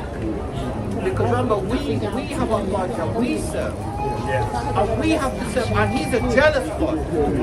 So you know all them things they show you in Hollywood, that's our power, you know. If you're serving him and you go and you listen, everything, even the bad stuff, you go to some next Bibia, some next God, he's gonna jack you up, you know. I'm a precept this is a precept to show you where it's not just now it's happened before where other nations have made us from their customers. But we've left as a people. This is 1 Maccabees chapter 1 verse 41. And it says, moreover, King Antiochus wrote to his whole kingdom that all should be one people. So he's saying that, you know how today we want everybody's own person, there's no division, but then there's still division, which is a lie. Let's talk about the lowest place. It wasn't one people, why are we not actually like the Bible says? You see what the brother's going to read here? The same thing that happened to us during slavery. And this is that. Verse 42, and everyone should leave his law. So all the heathen agreed. All the other nations agreed that. With us, it's the same with coming to becoming Muslim. Well, we didn't agree, but that was Muhammad's team. That was the Muslim team. And Muhammad did the same thing for our people. You should come and join my religion. But he got most of his teachings from the Bible. You know? So all the heathen agreed according to the commandment of the king. All the other nations, they're fine with this. They're fine with this build-up. We wasn't. Verse 43, yea, many also of the Israelites consented to his religion. So these are the wicked people of our people that want to be on a high rise and, you know, the traffic dollars and all the things, the ones that get paid. That's those Israelites. The ones that say, and sacrifice unto idols and profane the Sabbath. You know, this would be joining Christianity. This is how you sacrifice unto idols. Joining Islam, Christianity, joining any other religion apart from the lost. Verse 44 of 1 Maccabees chapter 1. For the king hath sent letters by messengers unto Jerusalem, the cities of Judea, that they should follow the strange laws of the land. And that's what it is. All these government systems come together to consent what they can teach. So you can have Islam over there, Christianity there, you can have Catholicism there, Judaism there, Zionists over there, but you can't have Israelites. They have to follow under these banners. So you can't keep your feast days because we say, even though it's in the Bible, we say you can't keep it. You got to keep Easter. Yeah? So you're Israel? You got to Shabbat the fun. First Maccabees 1:49, like conclusion, just like what the brother said, to the end they might forget the laws and change all the ordinances. Yes, and that's what it is. We may forget our laws. 350 as well. Verse 50. We're going to forget our laws and we're going to keep their ordinances. So this is why we start wearing things like this. Because we were meant to have idols. No idol worship. Yeah? So the ankh is an idol. Because it's a fallacy. Yeah? Verse 50, and whosoever would not do according to the commandment of the king, he said he should die. And that's what we did. When we weren't keeping them customs, we were saying, no, I'm not eating that pork. Beheaded. Oh, I'm not going to do this. Beheaded. Muhammad came and said, if you don't follow my religion, I'm going to massacre you. And that's written in the book From Babylon to Timbuktu. It tells you how you got us into Islam and being a Muslim. So what it is the condition that's been over our people. The only reason why people go close to Muslims is because of Ishmael. Because Ishmael is the son of Abraham. So Ishmael would have kept some of the Abrahamic laws, which were none of the same customs as the Israelites, but we have more laws. Because we are set apart, so we have a stronger bond with them. So our laws are different compared to Ishmael. So Ishmael can do what he wants to do. He can eat camel, we can't eat camel. You know what I'm saying? It's like those little things there. Right, so getting back to the precept that I brought out, right, which is basically us being made to a letter or a decree being sent out, us being forced to give up our customs, our tradition, and follow somebody else's. So this is the book of Esther, chapter 3, verses 8 and 9, verse 8. And Haman, who was an Amalekite demonite, said unto King Ahasuerus, there is a certain people scattered abroad. Another word for scattered is diaspora. Scattered abroad and dispersed among the people in all the provinces of thy kingdom. So that would have been, what would that have been? The Medo-Persian or the Babylonian? King Ahasuerus. I think it was Persian. I think that's Persian. There's a certain people scattered among the people in all the provinces of thy kingdom, and their laws are diverse or strange from all people, or different from all people. Neither keep they the king's laws, therefore it is not for the king's profit, so it's not beneficial to the king to suffer them, to allow them, right? Verse 9, if it please the king, let it be written that they may be destroyed, and I will pay 10,000 talents of silver to the hands of those that have the charge of the business to bring it into the king's treasury.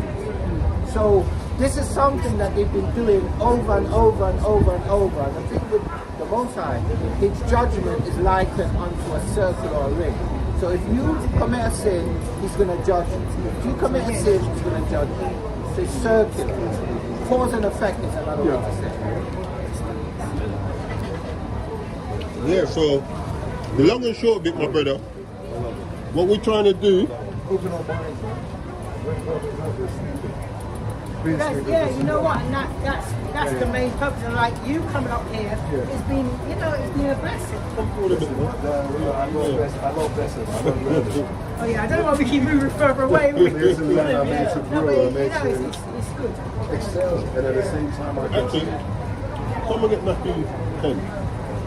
What's this one, brother? Listen, like, don't feel no way because we were all in that sense. And we're still learning now as well. But the version with a Maccabee, where do I get it? You get, I've Get only that got one. Yeah. Get this one. if you go and take a picture of that, if you go on Amazon, You know, because what I've got at home is just the reason the ones I had growing up. The reason why we're saying this one over that, because what the brother's got here, he's got the same thing, but that one is Old English. This one's more modern English. There's no J's and all of that. Yes, when the man said Maccabee, I was like, If you get that one, yeah, you can go on Amazon or eBay. You get this on Amazon or eBay. because I was, Yeah. because 15, no more than the book you £15. read is very, very important. It is, yeah. You see, the reason why they didn't let us read the Maccabees is because there's secrets in there that will wake us up and be like, it's not only that, It's not just Maccabee, there The was Maccabee was a rebellion. There was Yeah. all of the other ones too. Maccabee was one. That was the main one, because in Jamaica that was banned. Okay. You know what I'm saying? The other books they like you read, but when you read the Maccabees, they revolted against what the brothers then was bringing up. It was a successful revolt. Yeah.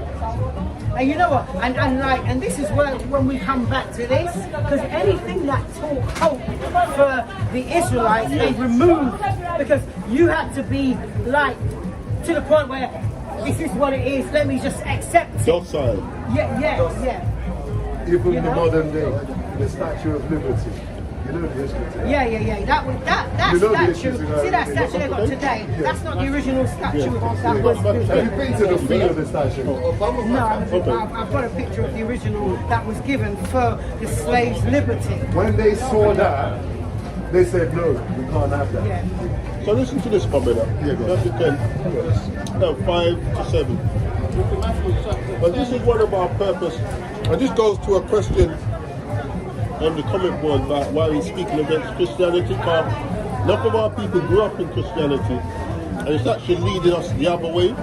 Because I say this, what we follow as Christianity was taught us during slavery, and they weren't treating us right. So you can't expect someone that's not treating you right to teach you right. That's right. So they never gave us Christianity to lead us to God. And the reason for that is because he teaches by example as well as by word. Just like you said earlier on. So if they treat you bad, the example is they can't teach you. They cannot. That's right. So this is one of the reasons we're out here. Read that up. What verbatim?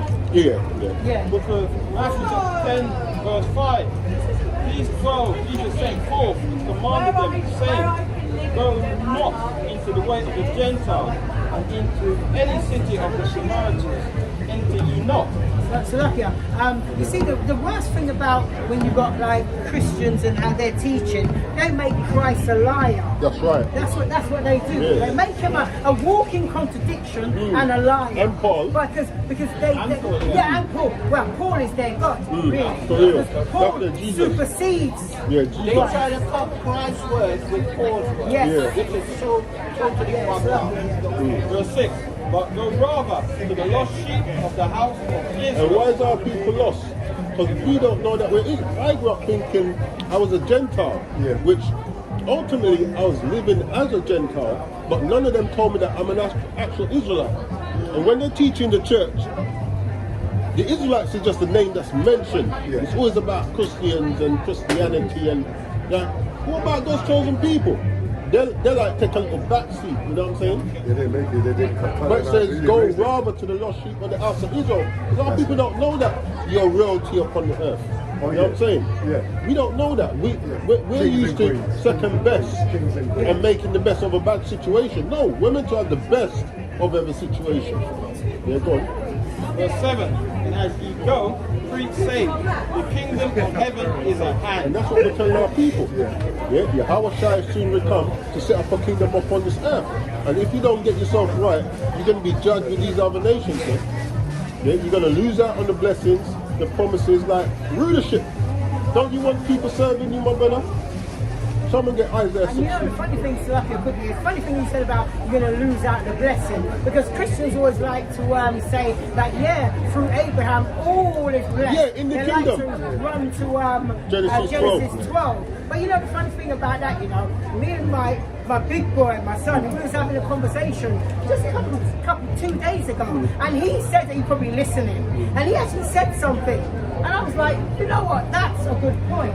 What he said is like, when you look at like where it says they miss that, bless them that bless him and curse he that curse him. And the point he made was the fact that like when you look at like the first Pharaoh, which was Ramses the first, he was blessing us. But he was blessed because he blessed Israel. Right. But the second Ramses the second, was cursed because he cursed Israel. That's so right. already in that one frame of the Egyptians, it showed the blessing and the curses of Egypt. And I thought, when he said that, I thought about that. I thought, that is actually deep, man. I didn't think of that before. Like, now, you look at, it is because like Ramses the first, like remember he not only blessed Israel, he made Joseph second in command. He told Joseph to bring all his family to the land, and not only that, he gave Israel land. That's land. Right, so he blessed Israel. So and what do you call it? Egypt was blessed. But also, you know, even though he gave us land, they didn't like calm shepherds.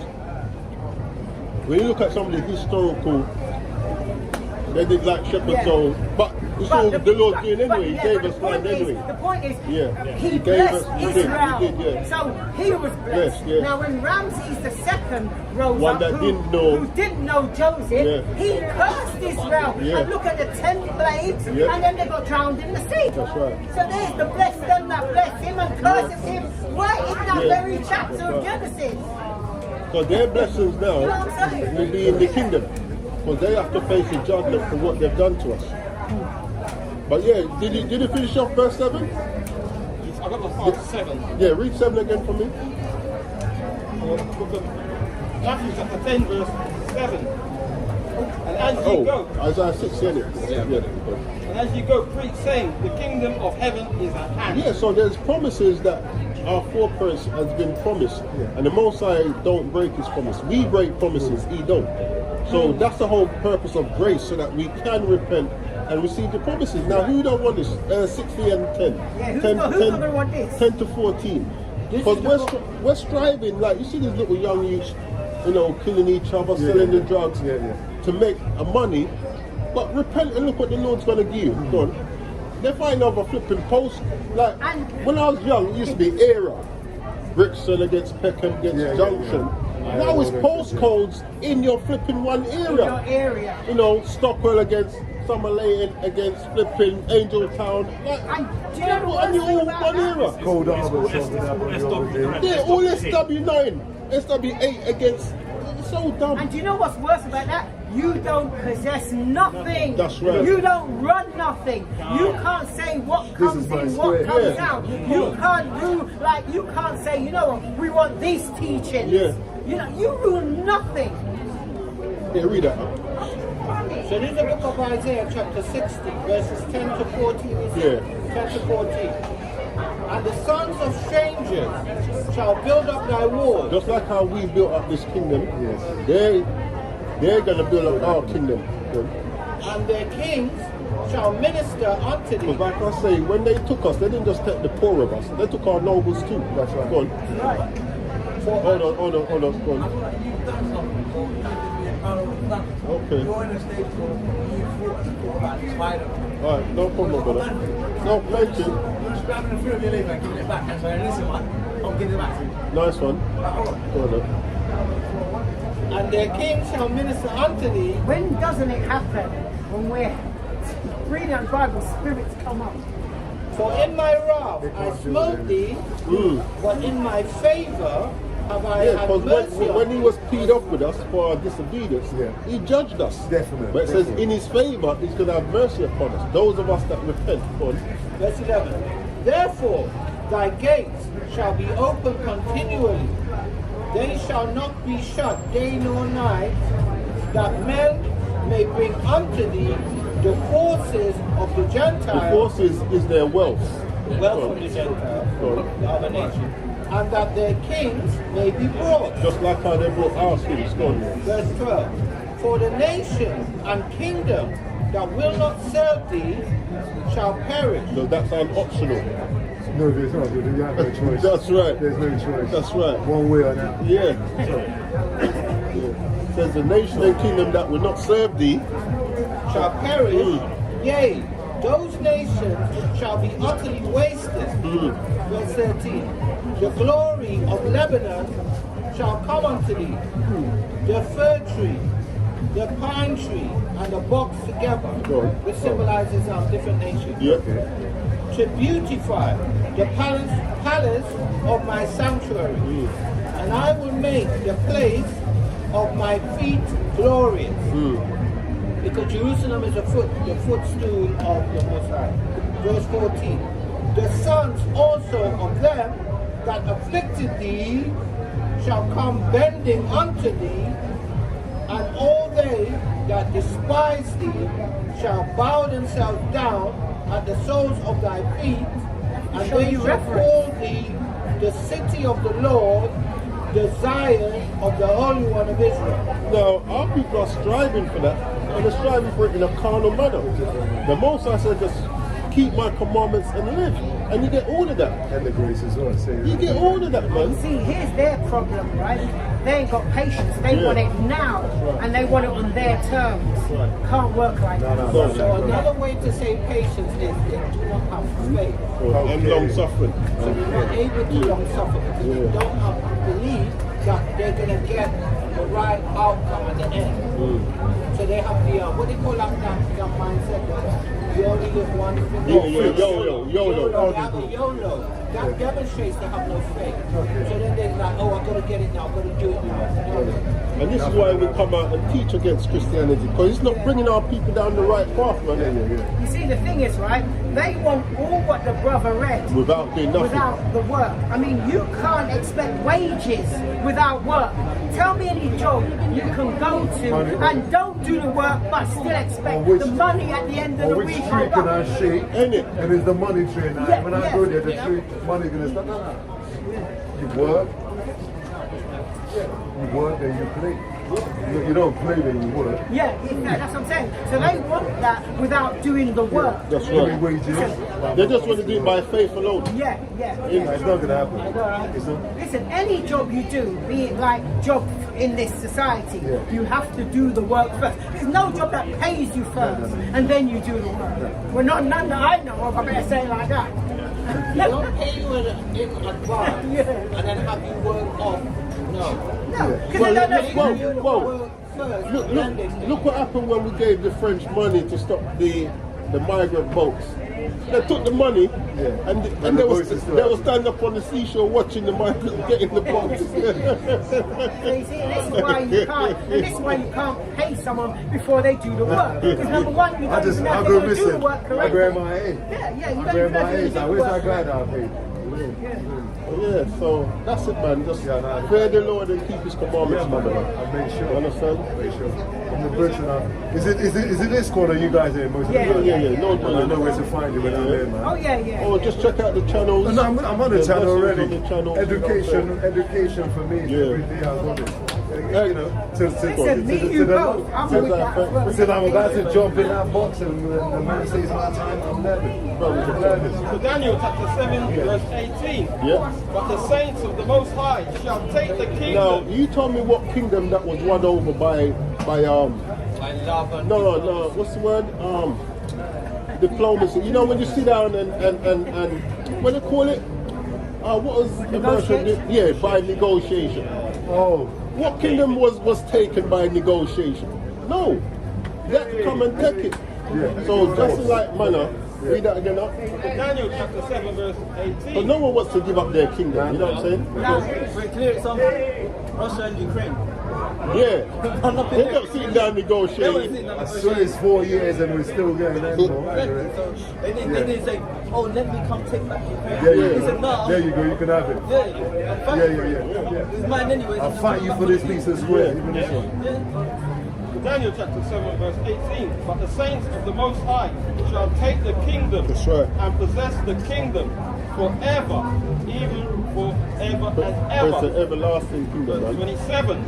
And the kingdom and dominion and the greatness of the kingdom under the whole heaven shall be given to the people of the saints of the Most High, Which is us, whose right? kingdom is an everlasting kingdom, That's right. and all dominion shall serve and obey him. That's not optional, man. It's not optional. Not by Now put a choice. smile on your face. That's right. It should. Yeah, 6. Verse 6. The book of Isaiah chapter 33. And someone get Sirach 19 and 20. Brother Kishan. Isaiah chapter 33 and verse 6. And wisdom and knowledge shall be the stability of thy time, and strength of salvation. The fear of the Lord is his treasure. Yeah, because a lot of us are seeking wisdom. Yeah. But what is the wisdom we need? Actually, read verse 22 first, then jump to 20. Sirach 19. Ecclesiasticus chapter 19 verse 22. It says wisdom and knowledge, yeah? Go on. The knowledge of wickedness is not wisdom. That's the knowledge that's the wisdom that a lot of our people have. The knowledge of wickedness. The Bible says that's not wisdom. Now jump to 20. The fear of the Lord is all wisdom, and in all wisdom is the performance of the law. So that's the wisdom that's going to be the stability and strength of our salvation. Knowing the Most High's commandments, knowing what He wants us to do, or what He don't want us to do. That's what's going to sustain us and keep us in that time. That's how we're going to receive the mercy and grace. Yeah, knowing what, for a lot of people say, yeah, you have to do the will of the Lord. But what is the will of the Lord? Keeping His commandments, Psalms 48. People say, oh yeah, you have to, people say your works won't save you. But your works are the keeping of the commandments. The wages of sin is death. So if you're not doing the works, then you're definitely going to be put to death. Ultimately, it's by grace, because none of us can look and say, well, I kept my beard the best, No. You just need your beard there, just these little things, just little signs of obedience, you know what I'm saying? Yeah, I just wanted to bring up precept to demonstrate to you, because I don't know if you know what a saint is, or who the saints are, because the precept you brought up mentioned the saints. Okay. Right. So this is the book of Psalms, chapter 148, verses 13 and 14. And read down to verse 4 in 149. Okay. I was going to say, Yeah, I know, right? Verses Psalms 148, 13 and 14, and then verse 49, 1 to 4. 1 to 4. Right. Let them praise the name of the Lord, Yahweh, for His name alone is excellent. His glory is above the earth and heaven. Verse 14. He also exalted the horn of His people. Now, you know what the horn symbolizes. The horn of His people, the praise of all His saints, even of the children of Israel, a people near unto Him. Praise ye the Lord. And then I'm going to read Psalm 149, 1 to 4, verse 1. Praise ye the Lord Yahweh, sing unto the Lord a new song, and His praise in the congregation of saints. Verse 2. Let Israel, let Israel, rejoice in Him But let you know who the saints are. that made Him. Yeah. Let the children of Zion be joyful in their King. Verse 3. Let them praise His name in the dance. So that's letting you know it's us. Let them sing praises unto Him with the timbrel, and harp. Verse 4. For the Lord Yahweh taketh pleasure in His people. He will beautify the meek with salvation. Yeah, so that's the saints, man. So you heard about broken down like that. Bro, never heard the why you think I'm still here? Why you think I'm still here? Why you Can you see the difference in the brother's structure? When he first come up, he was like, now he's like, It was like, that's right. Look, it was like he's ready to bounce. Yeah, but now look, that's And something. see one time I'm going to tell my mom So we to grab Psalms 119 and 9. See when I behave, my mom is the one every time. Shake I it, go to babe. sing, my mom wants me to shake it. No, tell her, Every day I say, Mom, leave me alone. 119 I'm not for the laugh. No, 9. 119 and 9. The one that they told me to shave my beard, I said, would you shave a lion? Listen. Would you try? Would you try? Yeah. Would you attempt? Well, my brother, how do you tell the difference between a male lion and a female lion without going around the back? Tell me. I know I don't. One's got a mane. Remember the mane, it's got that big mane. Do you know what that mane is? You know what that mane represents? Badge of manly dignity. You know what I'm saying? It says it in the Here you go. Yeah, that's a good one to leave one. Alright, listen to this. Last one. So in the book of Psalms, chapter 119 and verse 9. And then jump to 59 and 60. They're going to keep me here for another. No, last one. No, but no, it's good. It's good vibes. Good vibes. We'll jump to 59 and what? 59 and 60. 119, 59, verse 59 and Well, verse it's all on the 60. channel, so you can always I want to rewind. learn, bro. I want to, yeah. So in the book of Psalms, chapter 119 and verse 9. Wherewithal shall a young man cleanse his way? So how are we going to clean up ourselves? By taking heed thereto unto thy word. By listening to what the Most High tells us to do. Yeah? So 59 and 60. So this is the book of Psalms, chapter 119, verses 59 to 60. Yeah. Verse 59. I thought on my way. Because this is what we have to do. You see, like how we've said everything here now? What you need to do is start thinking on your ways. That's like, am I doing what the most... Yes, I do love him. Am I doing what he wants me to do? No, yeah, bro. I No, thought that's fine. Yeah, Like, yeah, you, so- at least you will. But that's you thinking on your ways. To realise that, you know what, I'm not actually doing Awareness. Yes, because So a modern day way to say I thought on my ways is that I reflect on the things That's I did, right. on the things I do. I reflected on it. Overtime. Yeah. Yeah. I thought on my ways and turned my feet unto thy testimony. started to become obedient. Yeah. Verse 60. Here's the I point. made haste. Because enough of us, we like to delay it and go, I'm going to do this tomorrow. Yeah. It says, you don't even know if you're going to last the end of the day. You know what I'm saying? Today. But that's tomorrow. Yeah. So that's right. Even the end of the day ain't promised to no one. Right about now, someone's passed away. That's why when You I know wake what I'm up in the morning, the first 30 seconds I put my leg on the ground, that's the only peace I get for the day. The rest is all chaos. saying? Read it up. It is, bro. It's a first. Psalms 119, verse 60. Yeah. I made haste and delayed not to keep thy commandments. It's that simple, my brother, man. You know, now, There's rules. there may be certain laws which you struggle with, but you, like what he struggled with, I might not, and vice versa. But it's for you to keep plodding on. That's the whole purpose of grace. It gives you the opportunity to keep going on, no matter if you stumble and fall. You know what I'm will, saying? because even I do learn from those mistakes as well. Yeah. Something happened, I learned from that. Well, you can choose not to. The truth about That's me, right. I choose to. That's right. Okay, I did this wrong. Okay, I don't like that. Let me try this other way. And you know what the beautiful thing is? Yeah. Now you have brothers that you can come and teach and transfer. Listen, I come When first and I'm coming over. exactly, when the world is getting too much and people are not making sense, worldly people are going to tell you nonsense. Nonsense. They're not giving you a solution. They're not giving you outcomes. They're just saying, oh, it's alright, you can do it. There's a precept Where someone the brothers brought up. can, where you come to brothers and they can sit there and break it down for you and be like, bro. Because I went 3 years, bro. Everywhere I lived, I questioned everything from you. But it's good that you were doing that. Yeah, It's it was. good. Yeah. But my mom told me different, like, you know, like, She you're a has a scientist. Christian spirit. Yeah, very, very Christian spirit. So this is something that someone brought out on the code word, James 2:20. But wilt thou know, O vain man, that faith without works is dead. So that's how you're going to show that you've got faith in the Most High. Yeah. You know, by actually doing. Because if I'm saying, you know what, I believe in you, but never do what you say, do I actually believe in you? And that's the same thing with the Most High.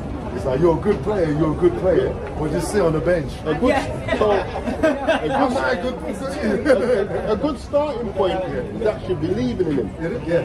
That you know, that's the faith. But then to show that faith, you That's then another start thing. to apply what he says.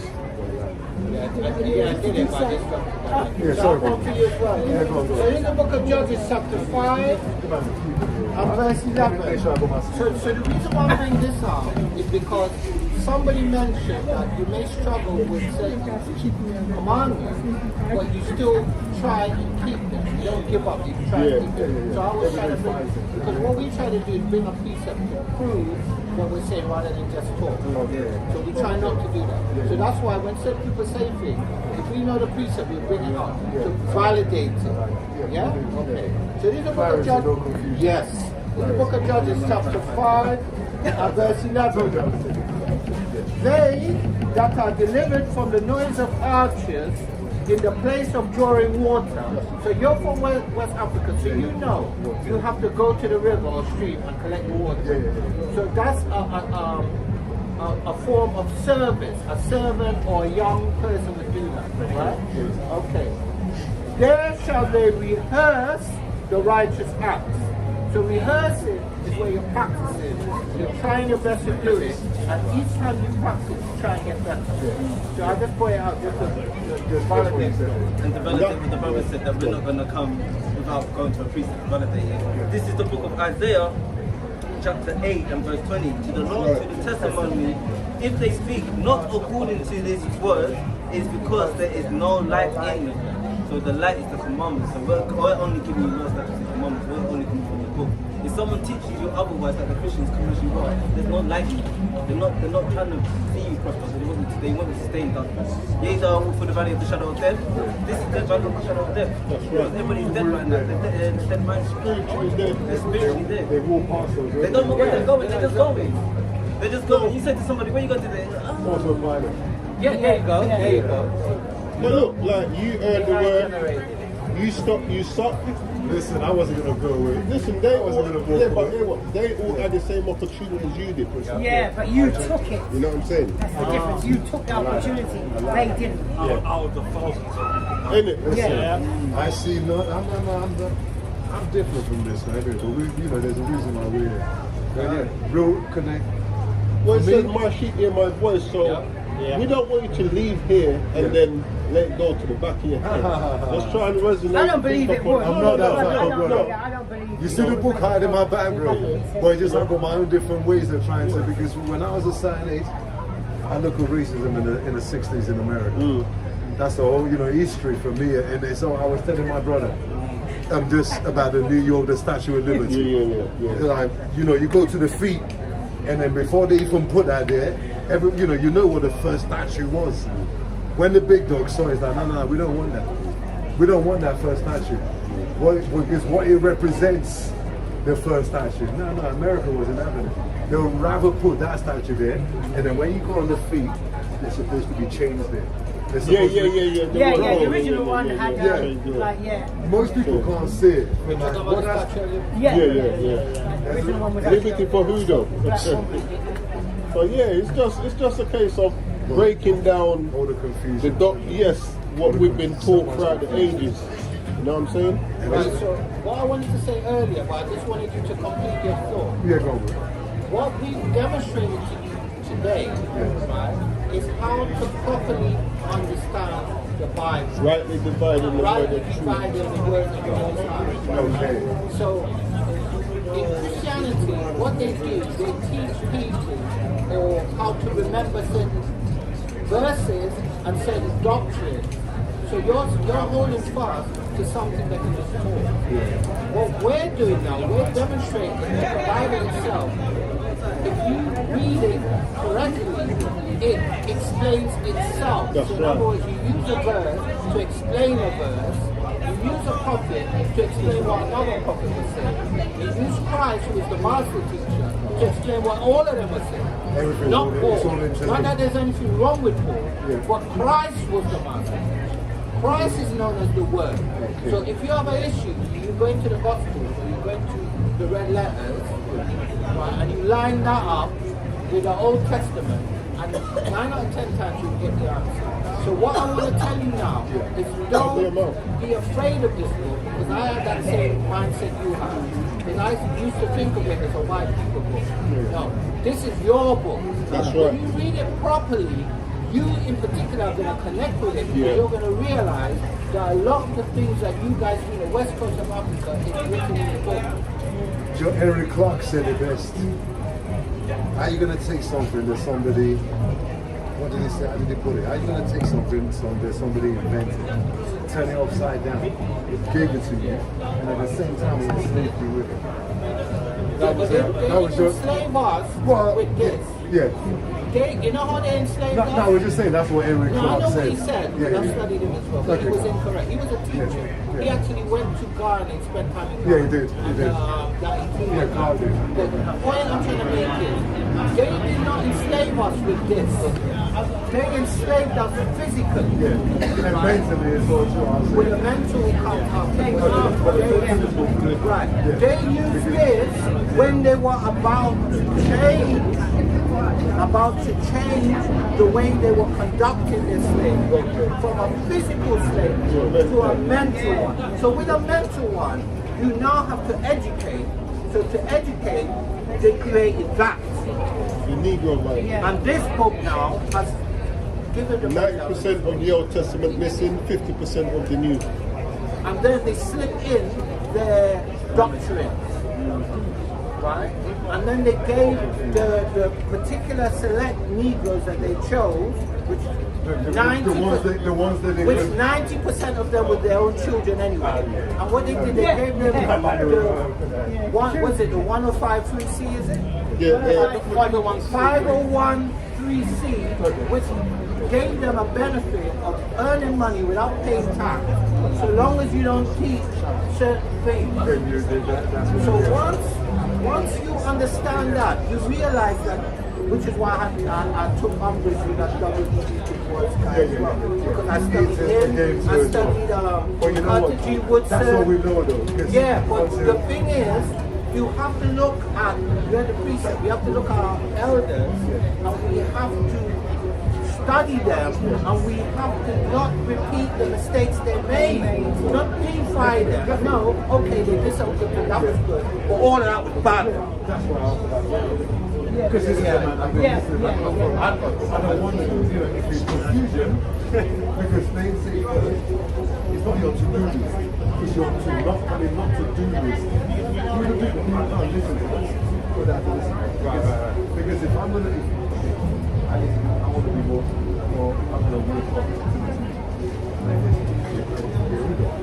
get rid of those ones, and then you go to new things. Right. So when you say people, you're talking about more or less ideologies, you're talking about W. Du Bois, like you were saying. Right, because W.E.B. Du Bois, Frederick Douglass, quite a few of them, they were offspring of the slave owner.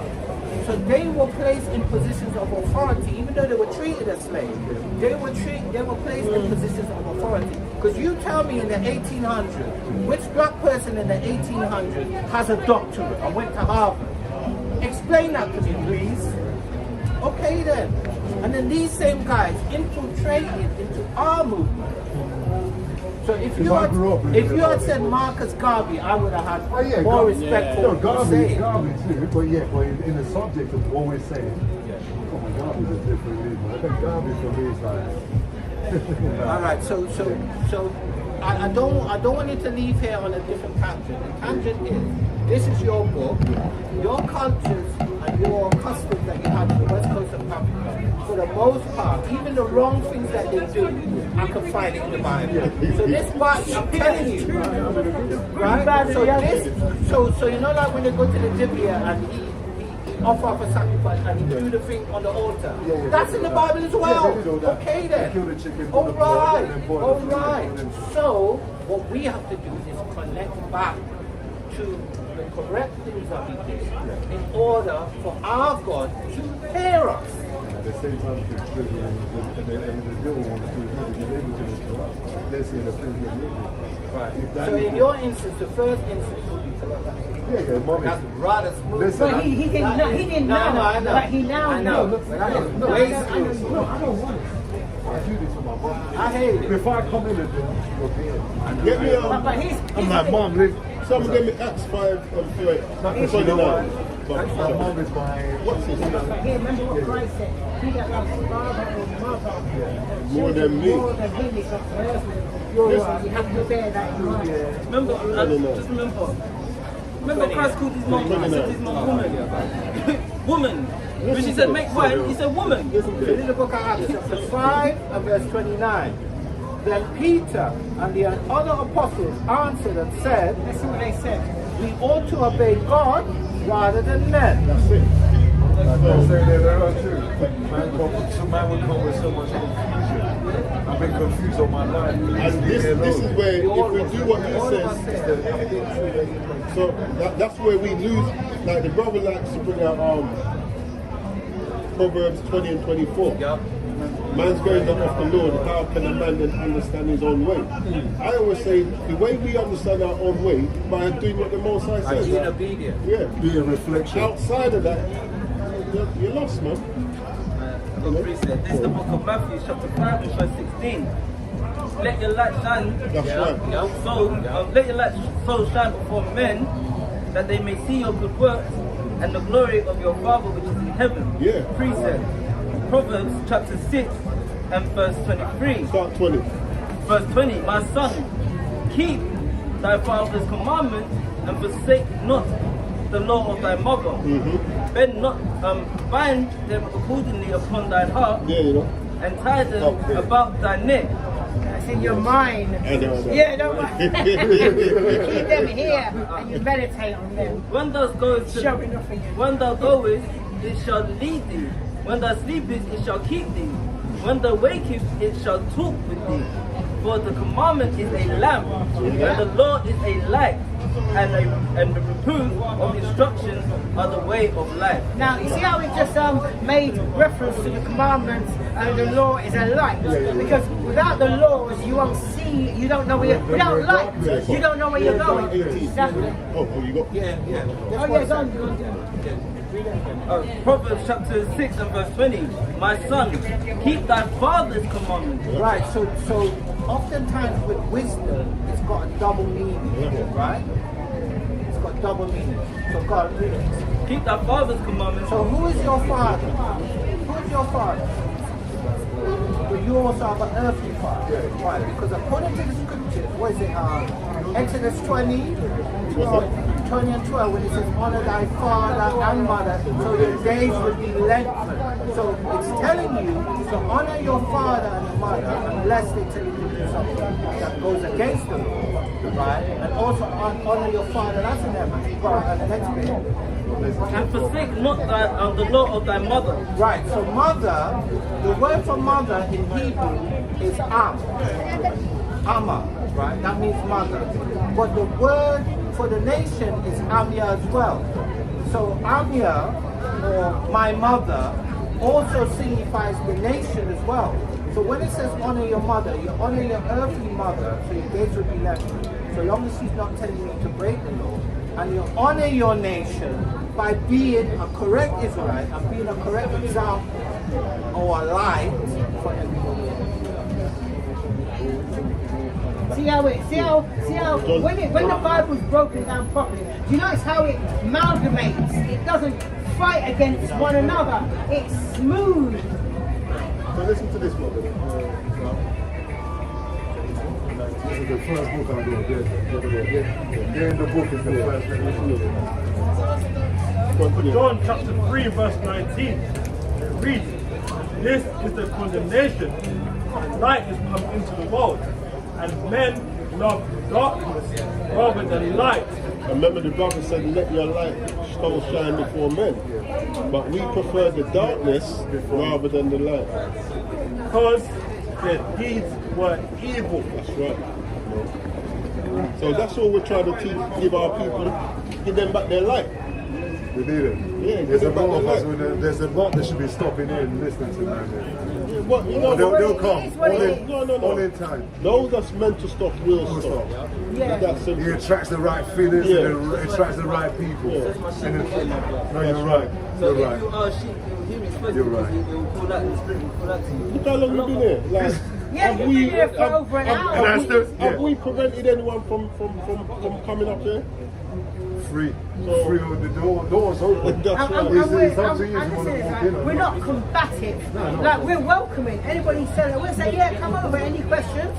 And then we'll, whatever question they have, we'll kind of build on And why it. lie to you? You ain't going off to people. You want to be part of this. No. We can't make no one a part of it.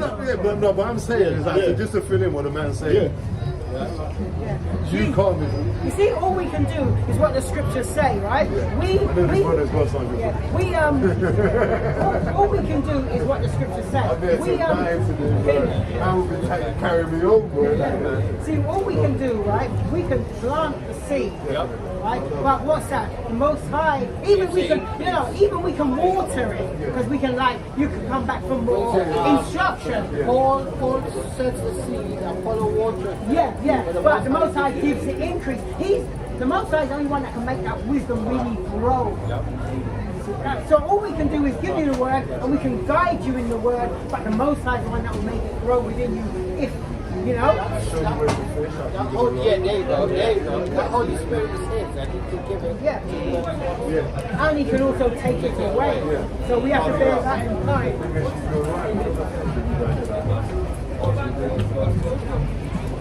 Very, very. Still confused, because of all the things I was seeing all the time. But then it comes to a point, I just put the Bible down, because like you said, the confusion got too much and I didn't have the answers. I didn't know where you brothers went, you know what I mean? So the confusion was, and then mommy was still there. It's not easy at all. Because for me, number one is that we were, respect. All those things that come with it. Back home, you'd say something wrong, even mommy won't slap you. The friend of mommy will come. Your dad, you get beat by your mom. The friend will come, you get second beat. Come on. But you know what? The thing is this: the Bible does teach you that that will be hated, even by some of those in our own family. Yeah. You know what I'm saying? So I know what they wanted. Yeah. They wanted, okay, my son, he's got to be this way now. We're going. We just when we're going about it. I'm not picking in the middle. Oh, right. Yeah. So we had 4. My mom was the first child, and there was 3 of us. Right, so the thing is, that spirit of discipline that your parents had, our parents had the same thing. There's no person that grew up in the Caribbean or grew up in the west coast of Africa that didn't have a disciplinarian parent, because that's the way the Most High operates. So the Most High set up laws or guidance manual for you to operate, and then He uses that guidance manual to judge if you're following it or not. And if you're following it, you're going to get the blessings which my beloved brother brought out, where you're always going to be perpetually on top, you're always going to be perpetually successful. Or the flip side is you're always at the bottom, which is where we're at now. Regardless of what we do, we never progress. So really and truly, as my brother has said many times during the period of time, if we obey with the right spirit as well, not a rebellious spirit, but a submissive spirit, and we do what we're commanded to do, that's all really we need to do. That's right. No, that is the truth, because there's a good point you mentioned, because I had a rebel. It's just like, if it was not making sense to me, I'm going to find out. And that's and in that, I was finding myself from the outside. Rather than that's what it is. It's an internal. It's just like, and then the lack of not knowing, like someone to feed your tummy. So just like walking around just confused. Zombified. Yeah. God was going to say something. You made a great point how you don't like that the fact that we don't force people to come and get partners. We don't force people. What we do is actually bid people to the marriage. So we send out the invitation. Okay. You know what I'm saying? Whether they accept the invitation or not, that's down to them. We only do our job and bring forth the word.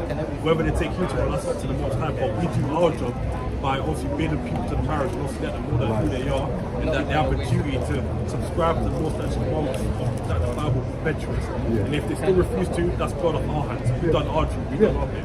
Angels do no more is actually the word my dad used to use. Once I've done that, I can't accept, I can't, I've given you all the tools. What else can I do for you? Then the next thing is, then the next thing is I'll just do it for you. Then it's not even your fight.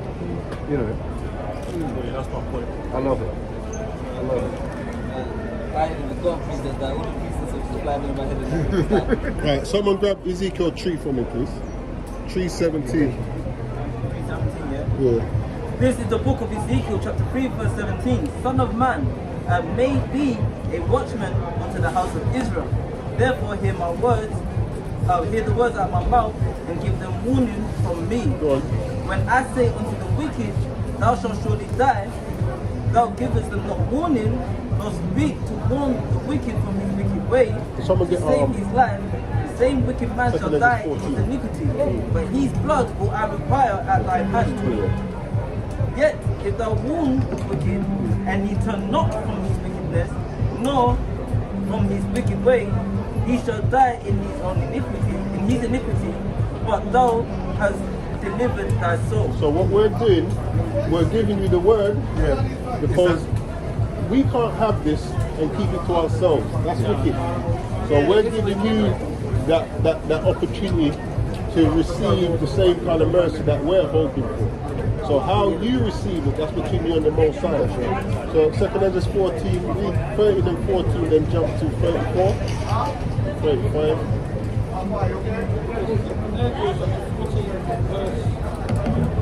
13 and 14.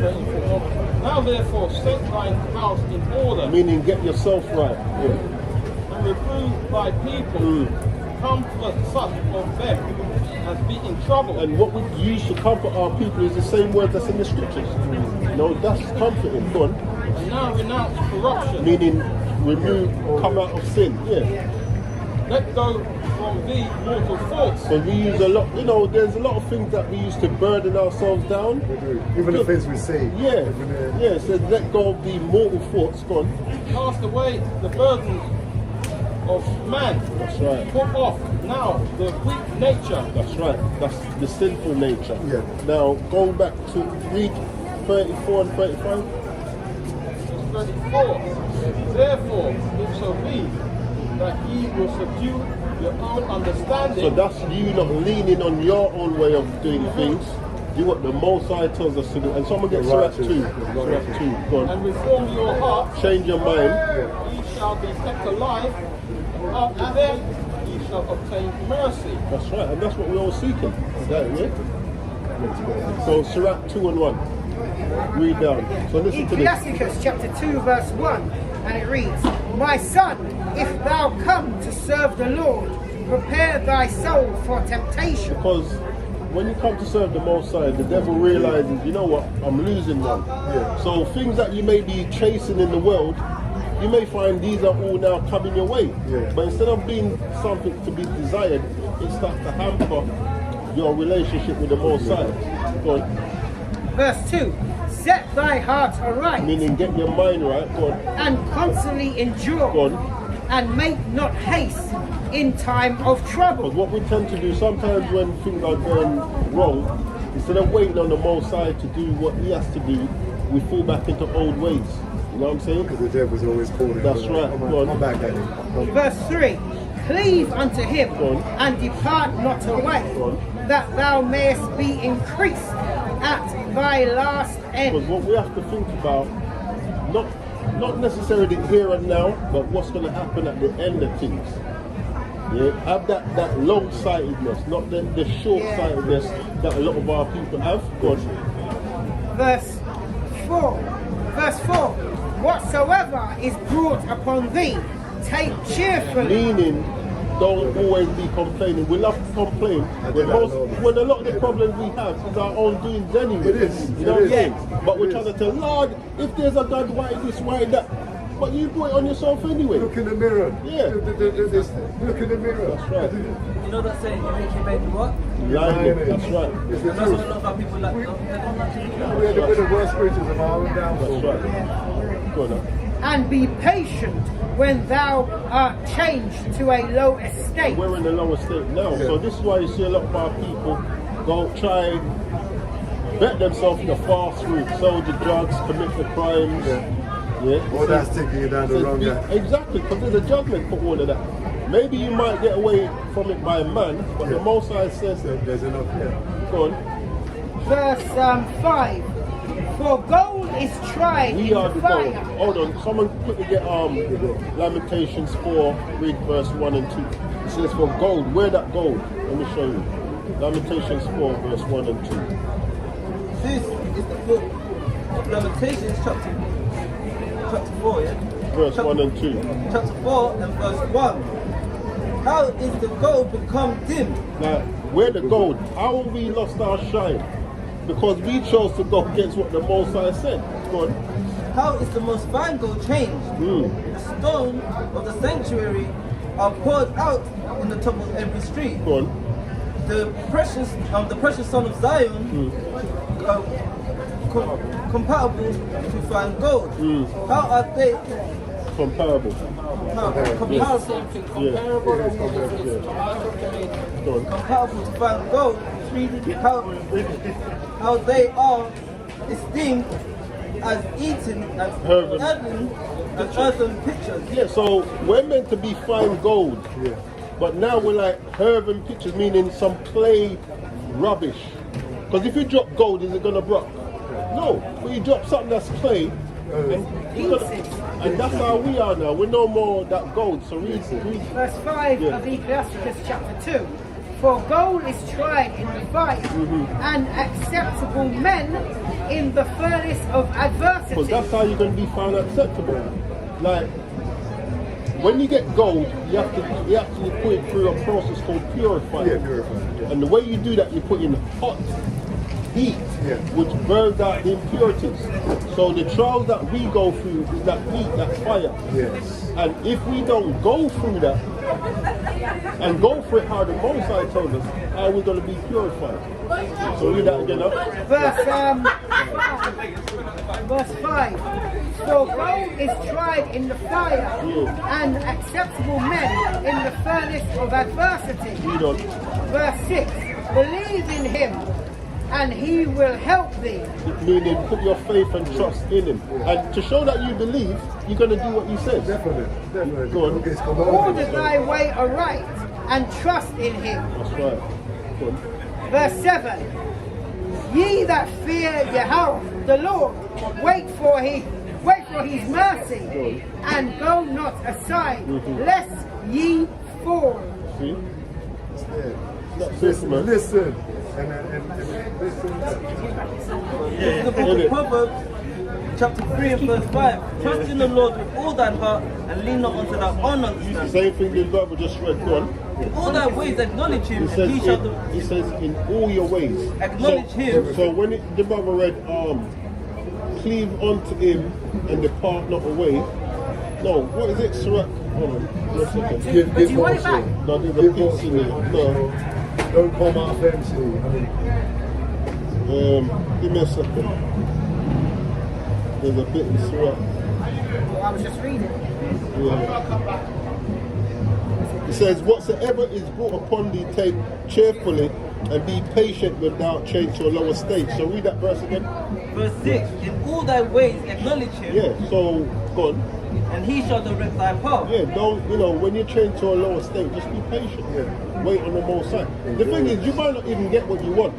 You have to bear that in mind. You might be asking for something. Nothing's guaranteed. But it's all about thinking about your latter end. Yeah, that's right. Go on. Be not wise in thine own eyes, fear the Lord, and depart from evil. Yeah, don't commit sin. It shall be health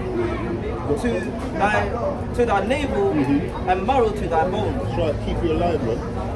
Yeah, so this is the book of Joshua chapter 24, Psalms 27. verses 14 and a bit of 15. Verse 14. Now therefore, fear the Lord Yahweh, and serve him in sincerity and in truth, and put away the gods which your fathers served on the other side of the flood. And in this time, that would be God of Christianity, God of Islam, God of Egyptology, God of Krishna, Buddhism, God of yourself. And sometimes we make ourselves God.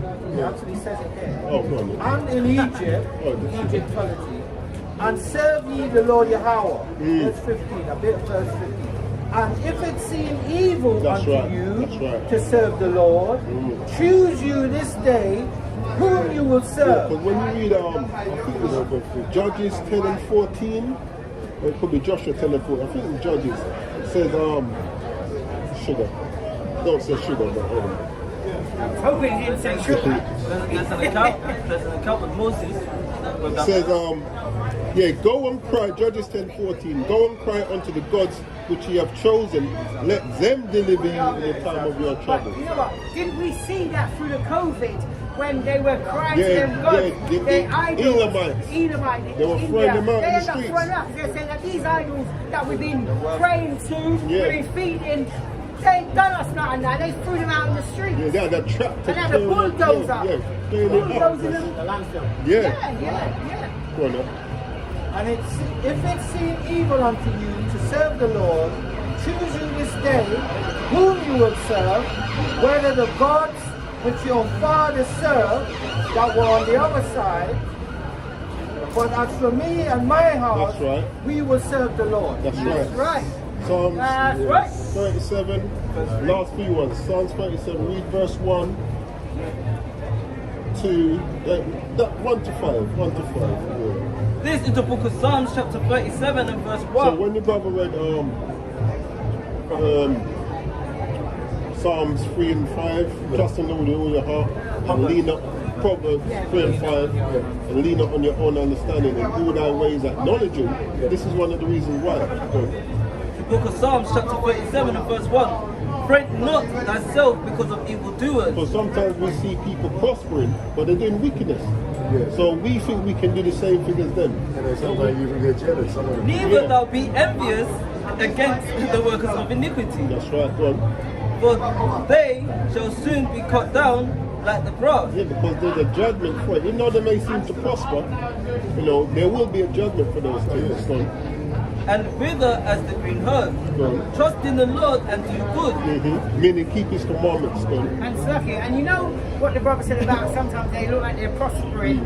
But if you notice, a lot of the rich and famous, in front of the camera, it looks glamorous. Yeah. But do you know behind the camera, they're miserable as Nobody dare sin. show you down the social. They don't Exactly. pretend. When they say more money, more problems. Yeah, you know what I'm saying? Yeah. Everybody have problems, man. Rich and poor. Go on. Verse 3. Trust in the Lord and do good. So shalt thou dwell in the land, and verily thou shalt be fed. That's right. Delight thyself also in the Lord, and he shall give thee the desires of thy heart. That's right. Commit thy ways unto the Lord, trust also in him, and he shall bring it to pass. Jump to 7. Verse 7. Rest in the Lord and wait patiently for him. So that's something that our people lack, patience. Like You this know kingdom, it's going to be now. this kingdom, yeah, that's how this kingdom works. If I don't get it now, I'm going somewhere else. Buy now, pay later. Yeah. And then when pay time comes, you're bending to pay. Yeah. Fret More not problems. thyself because of him who Prosperous. prospereth in his ways. That's right. Because of the man who bringeth wicked devices to pass. Yeah, down to read 8 and 9. Verse 8. Cease from anger and forsake wrath. Break not thyself in any wise to do evil. That's right. For evildoers shall be cut off.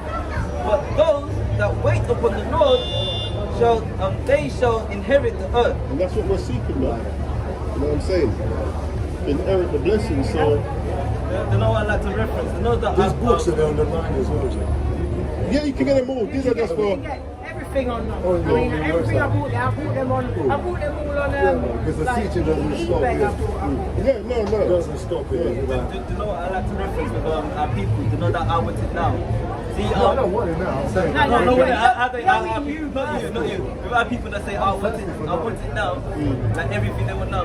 See, when you walk on the chocolate factory, Yeah, the bright the one, boy, yeah. don't care how I want, and they drop through. She's like, she's a bad egg. That's what I say. Like, you want it now, you're a bad egg. When the unit went on, then the university. Yeah, patience. To learn that, bro. They're the same. Patience is a virtue, isn't it? It took me a while. Yeah. Patience is a virtue. Yes, You know what? It's been a pleasure talking to you. man. It's been a pleasure talking to you. Yeah, man, I enjoyed it. Anytime I'm in Brixton, you know where I'm coming Don't from. worry, man. Yeah, It's we're fine, happy yes? to see you. Shalom, yeah? Shalom means peace, yeah? That means peace. Shalom. Oh, shalom. Yeah. Listen, next time I come in, that's what I'm saying. Yeah, yeah. Bless you.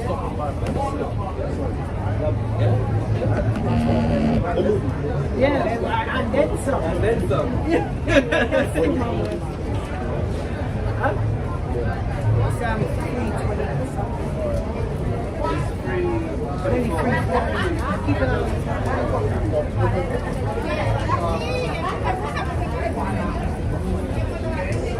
You alright? Any questions to what you see here? We're happy to answer any questions. This is Matthew 5:14. It says, "You are the light of the world. A city that is on a hill cannot be hid." That's right. Reference to Mount Sinai. Sister Rebecca said, "You're powerful. You're all present to the Most High." Yeah, all praises to Yahweh. Because he came and he was going to bounce, and we kind of talked to him, and he ended up staying, and then the Spirit came. Because now he wants to know. Because he said he was confused from what we all were. But that's the whole purpose of us coming out in the first place. You know what I'm And saying? in fact, picture this, right? If we was at home doing this online, we wouldn't have spoke to that brother. We wouldn't have seen him. So it's the beauty of coming out in the highways and hedges. And also people bypass it because you never know what bits of the conversation they hear. Yeah, but they do hear. And this is the beauty as well, is coming out in the street, because while you're talking to somebody in the background is being edified also. They may be shy to come up and ask questions, but they hear it, and some things and it just threw me there. And like some things that they hear is answering some of the kind of questions that they probably was a bit shaky on. This is the book of Proverbs chapter 1 and verse 20. Wisdom cried without, she uttered her voice in the street. So even the Bible showing you this is where you're going to hear wisdom. In the true wisdom and understanding is in the street. She cries in the chief place of concord. In the place where the Jews dwell. Look, if you look up the word ghetto, you know what? I got it on my. You know what? Let me read. Quite currently. Let me see if I. But let me read it, because it says the chief place of concourse, right? She cried in the chief place of concord. She opens her mouth. In the opening of the gate in the city, she uttered her words, saying, "How long, ye simple ones, will you lost simplicity, and scorners delight in their scornings, and fools hate knowledge." Certainly do. This is Luke 14 and 23. It says, "And the Lord said unto the servant, Go out into the highways and edges, and compel them to come in, that my house may be filled." This is the book of Ezekiel, chapter 37, verses 9 to 11. Verse 9. Then said he unto me, Prophesy unto the wind, prophesy, son of man, and say to the wind, Thus saith the Lord God. And that wind, someone quickly get Jeremiah 5:13. And that's the people. When you finish, I want to read the definition of ghetto. It says, prophesy to the wind. This is the book of Jeremiah That's chapter not 5. not talking to nothing. Go on. Book of Jeremiah chapter 5 and verse 13. And the prophet shall become wind. Why? And the prophet shall become wind, and the word is not in them. Yeah, the prophets are dry, going back to them dry words. So the wind is our people without the word in them. Go on. And say to the wind, See? Thus saith the How Lord would you God. say it? Just out, you saying it to the wind, you're saying it to people. Imagine you in a desert, with no one around you, you're going to prophesy to the wind. Thus saith the Lord God, Come from the four winds, O breath, That's right. and breathe upon these slaves, that Come they from may the live. come from the four corners and breathe upon these slain, the dead, the dry bones, the wind. Verse 10. So I prophesied as he commanded me, Still and speaking about the dry bones. the breath, it's all in the same context. That's right. And the breath came into them, See them? and they lived, right. and stood up upon their feet, an exceeding great army. Verse 11. Then he said unto me, Son of man, these bones are the whole house of See that? Israel. See that? By Yafshal Yashala, behold, they say our bones are dry and our hope is lost, we are cut off for our part. Right, if you can bring that back out for us again. It's the book of Proverbs chapter 1 and verse 21. She cried in the chief place of concourse, and in the opening of the gate, in the city she uttered her words, saying. Right, so see, it said the chief place of concourse. Now, this is where we normally find our people, in the chief place of concourse. Now, when you look up the word ghetto, this is what the definition of the word ghetto is. Yeah, the term ghetto or ghettos. A ghetto is a part of a city where a minority group lives, typically due to social, legal or economic pressure. You can't put that on the Exactly. Yeah? JW-ish. Yeah. Often, but listen to this, often characterized by poverty. But you see why Now, they keep pushing this anti-so-and-so is to try and make it look like they're hard done by. yeah. So it says often characterized by poverty and high population density. Well, that's not them. But watch this. Historically, now watch what it says here. Historically, it referred to designated, segregated areas for Jewish people in European cities. Not Jewish. Now, for when it Jews. says Jewish people, it doesn't mean them people. That's right. It says because them Jewish, so-called Jewish people don't live in the ghettos. So you had So that it's talking about our people. So you had that version. Before they changed that version that he's got there was a I screenshotted the original definition of Because they've updated. Yeah. That definition, that's not the one that's not the one I know. So this is. So I took a picture of this in 2021. And you know the funny thing is, you took that 2021. This definition I just read is 2026. Yeah? So the word ghetto is a noun. It says definition of ghetto enter 1, a quarter of the city in which the Jews, there's no That's ish, the one. No ish there, but then that is. which the Jews were formerly required to live. That's the one I know. Yeah? So that's, and just for edification purposes, so people can see it, because the brother read his one out in definition there. Yeah, in like-mindedness, so brothers and sisters can see. Yeah? So we have to prove all things, so. John chapter 1 verse 46. Nathanael said unto him, can there any good thing come out of Nazareth? Anything good can come out of the ghetto. Philip said unto him, come and see. Hey, come and see, man. Nazareth was the ghetto, wasn't it? That's Yeah. right. And who dwelt there? The Israelites, Jews. Can I get 47? Verse 47. Yahushua saw Nathanael coming to him and said of him, behold, an Israelite indeed, in whom is no guile. That's right. Saw that. Right, so the reason why I take umbrage is the brother does not, well, he doesn't suffer with us anymore, but I used to take umbrage because he always used to go to AI and ChatGPT. The reason why is because that is not giving you correct breakdowns of definition. Or even if it is, it's not sourcing where the information is coming from. So the thing with the AI algorithm, which is a program, it doesn't necessarily give you the truth. It just scans the web and gives you the information it chooses to give you. Remember, that's programmed as well. It's a program, it's not facts. So that's why you have to source the information. And the older the information is, the more accurate it is. Which was proven here. Yes.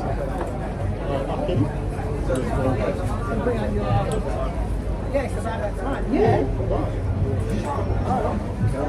So I'll just do a short one today because, you know. So in the book of Proverbs chapter 20 and verse 24, and it reads, Man's goings of the Lord Yahweh. How can a man then understand his own way? How can he indeed? By keeping the law, statutes, and commandments. Yeah, sorry. yeah. No, he's been excellent. Yeah, and then we cover. I'll leave it up unless. Unless- And then I'll do it after. I'll let you know. I'll always take the back seat. Rain is playing. That's not free. That's a sign of maturity. Oh. I'll take the seat behind the back seat. You want to be matured.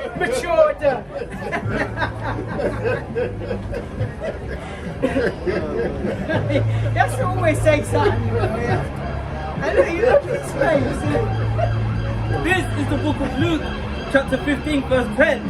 Likewise, I say unto you, there is joy in the presence of the angels of God over every sinner that repenteth. Yeah. Every sinner. One sinner.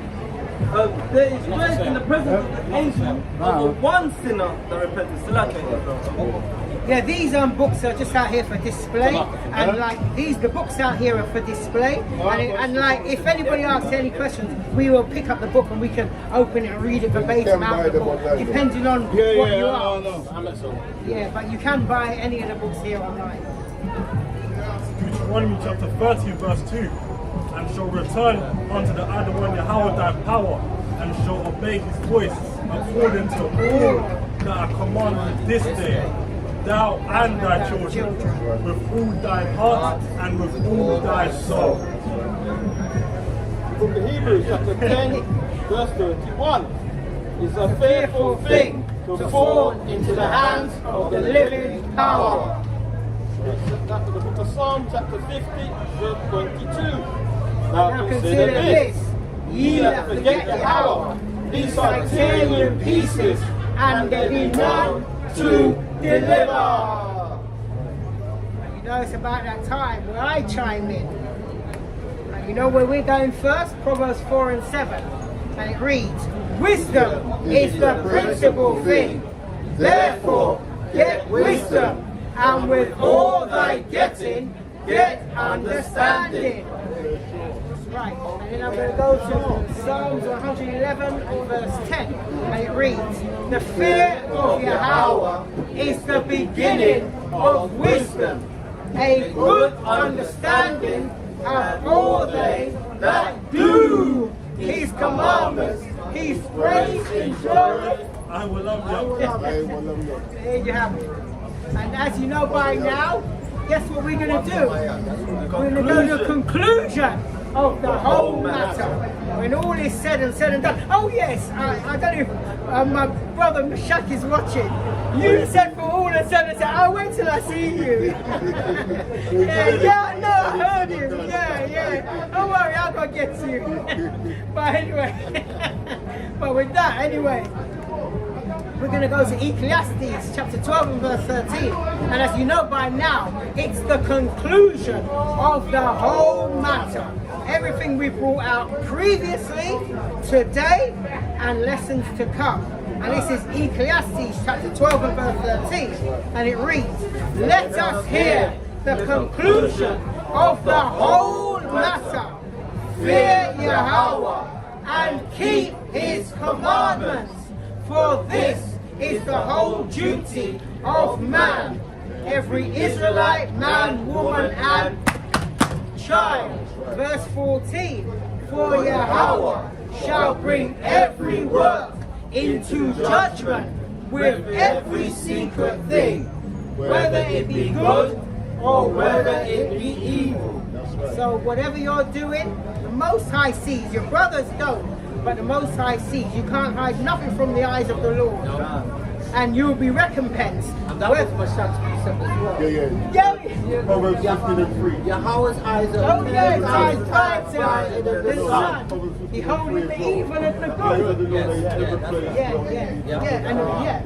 So yeah, the Most High knows everything you're doing. So you can fool man, but you can't fool the Lord. You could even fool yourself. That's right. Yeah. But you can't fool the Lord. So take heed and keep the commandments with the faith of Yahushua, the one you call Christ. The one you call. How about Shem? There you have it. So for everyone that tuned in, Lord willing, it was edifying today, you know. Gonna change up the title, but you know, that's why we're out. That's how it goes.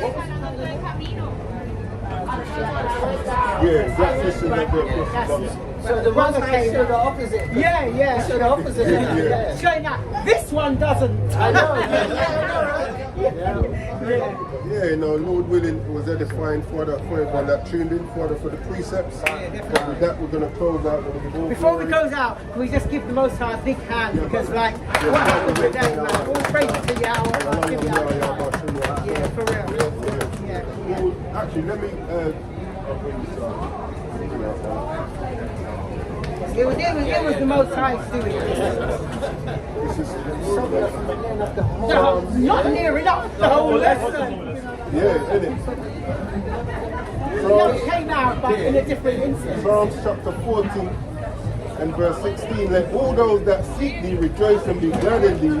Let such as love thy salvation say continually, Yahweh be magnified. Yahweh be magnified. I'm going to close out with the glory and the praises to Yahweh, Hashem, Yahushai, Baha'u'Qadash, And what the brother's going to say. And there you have it. This is Yahweh's messengers. And with that, we out. yeah. Yeah, man, that was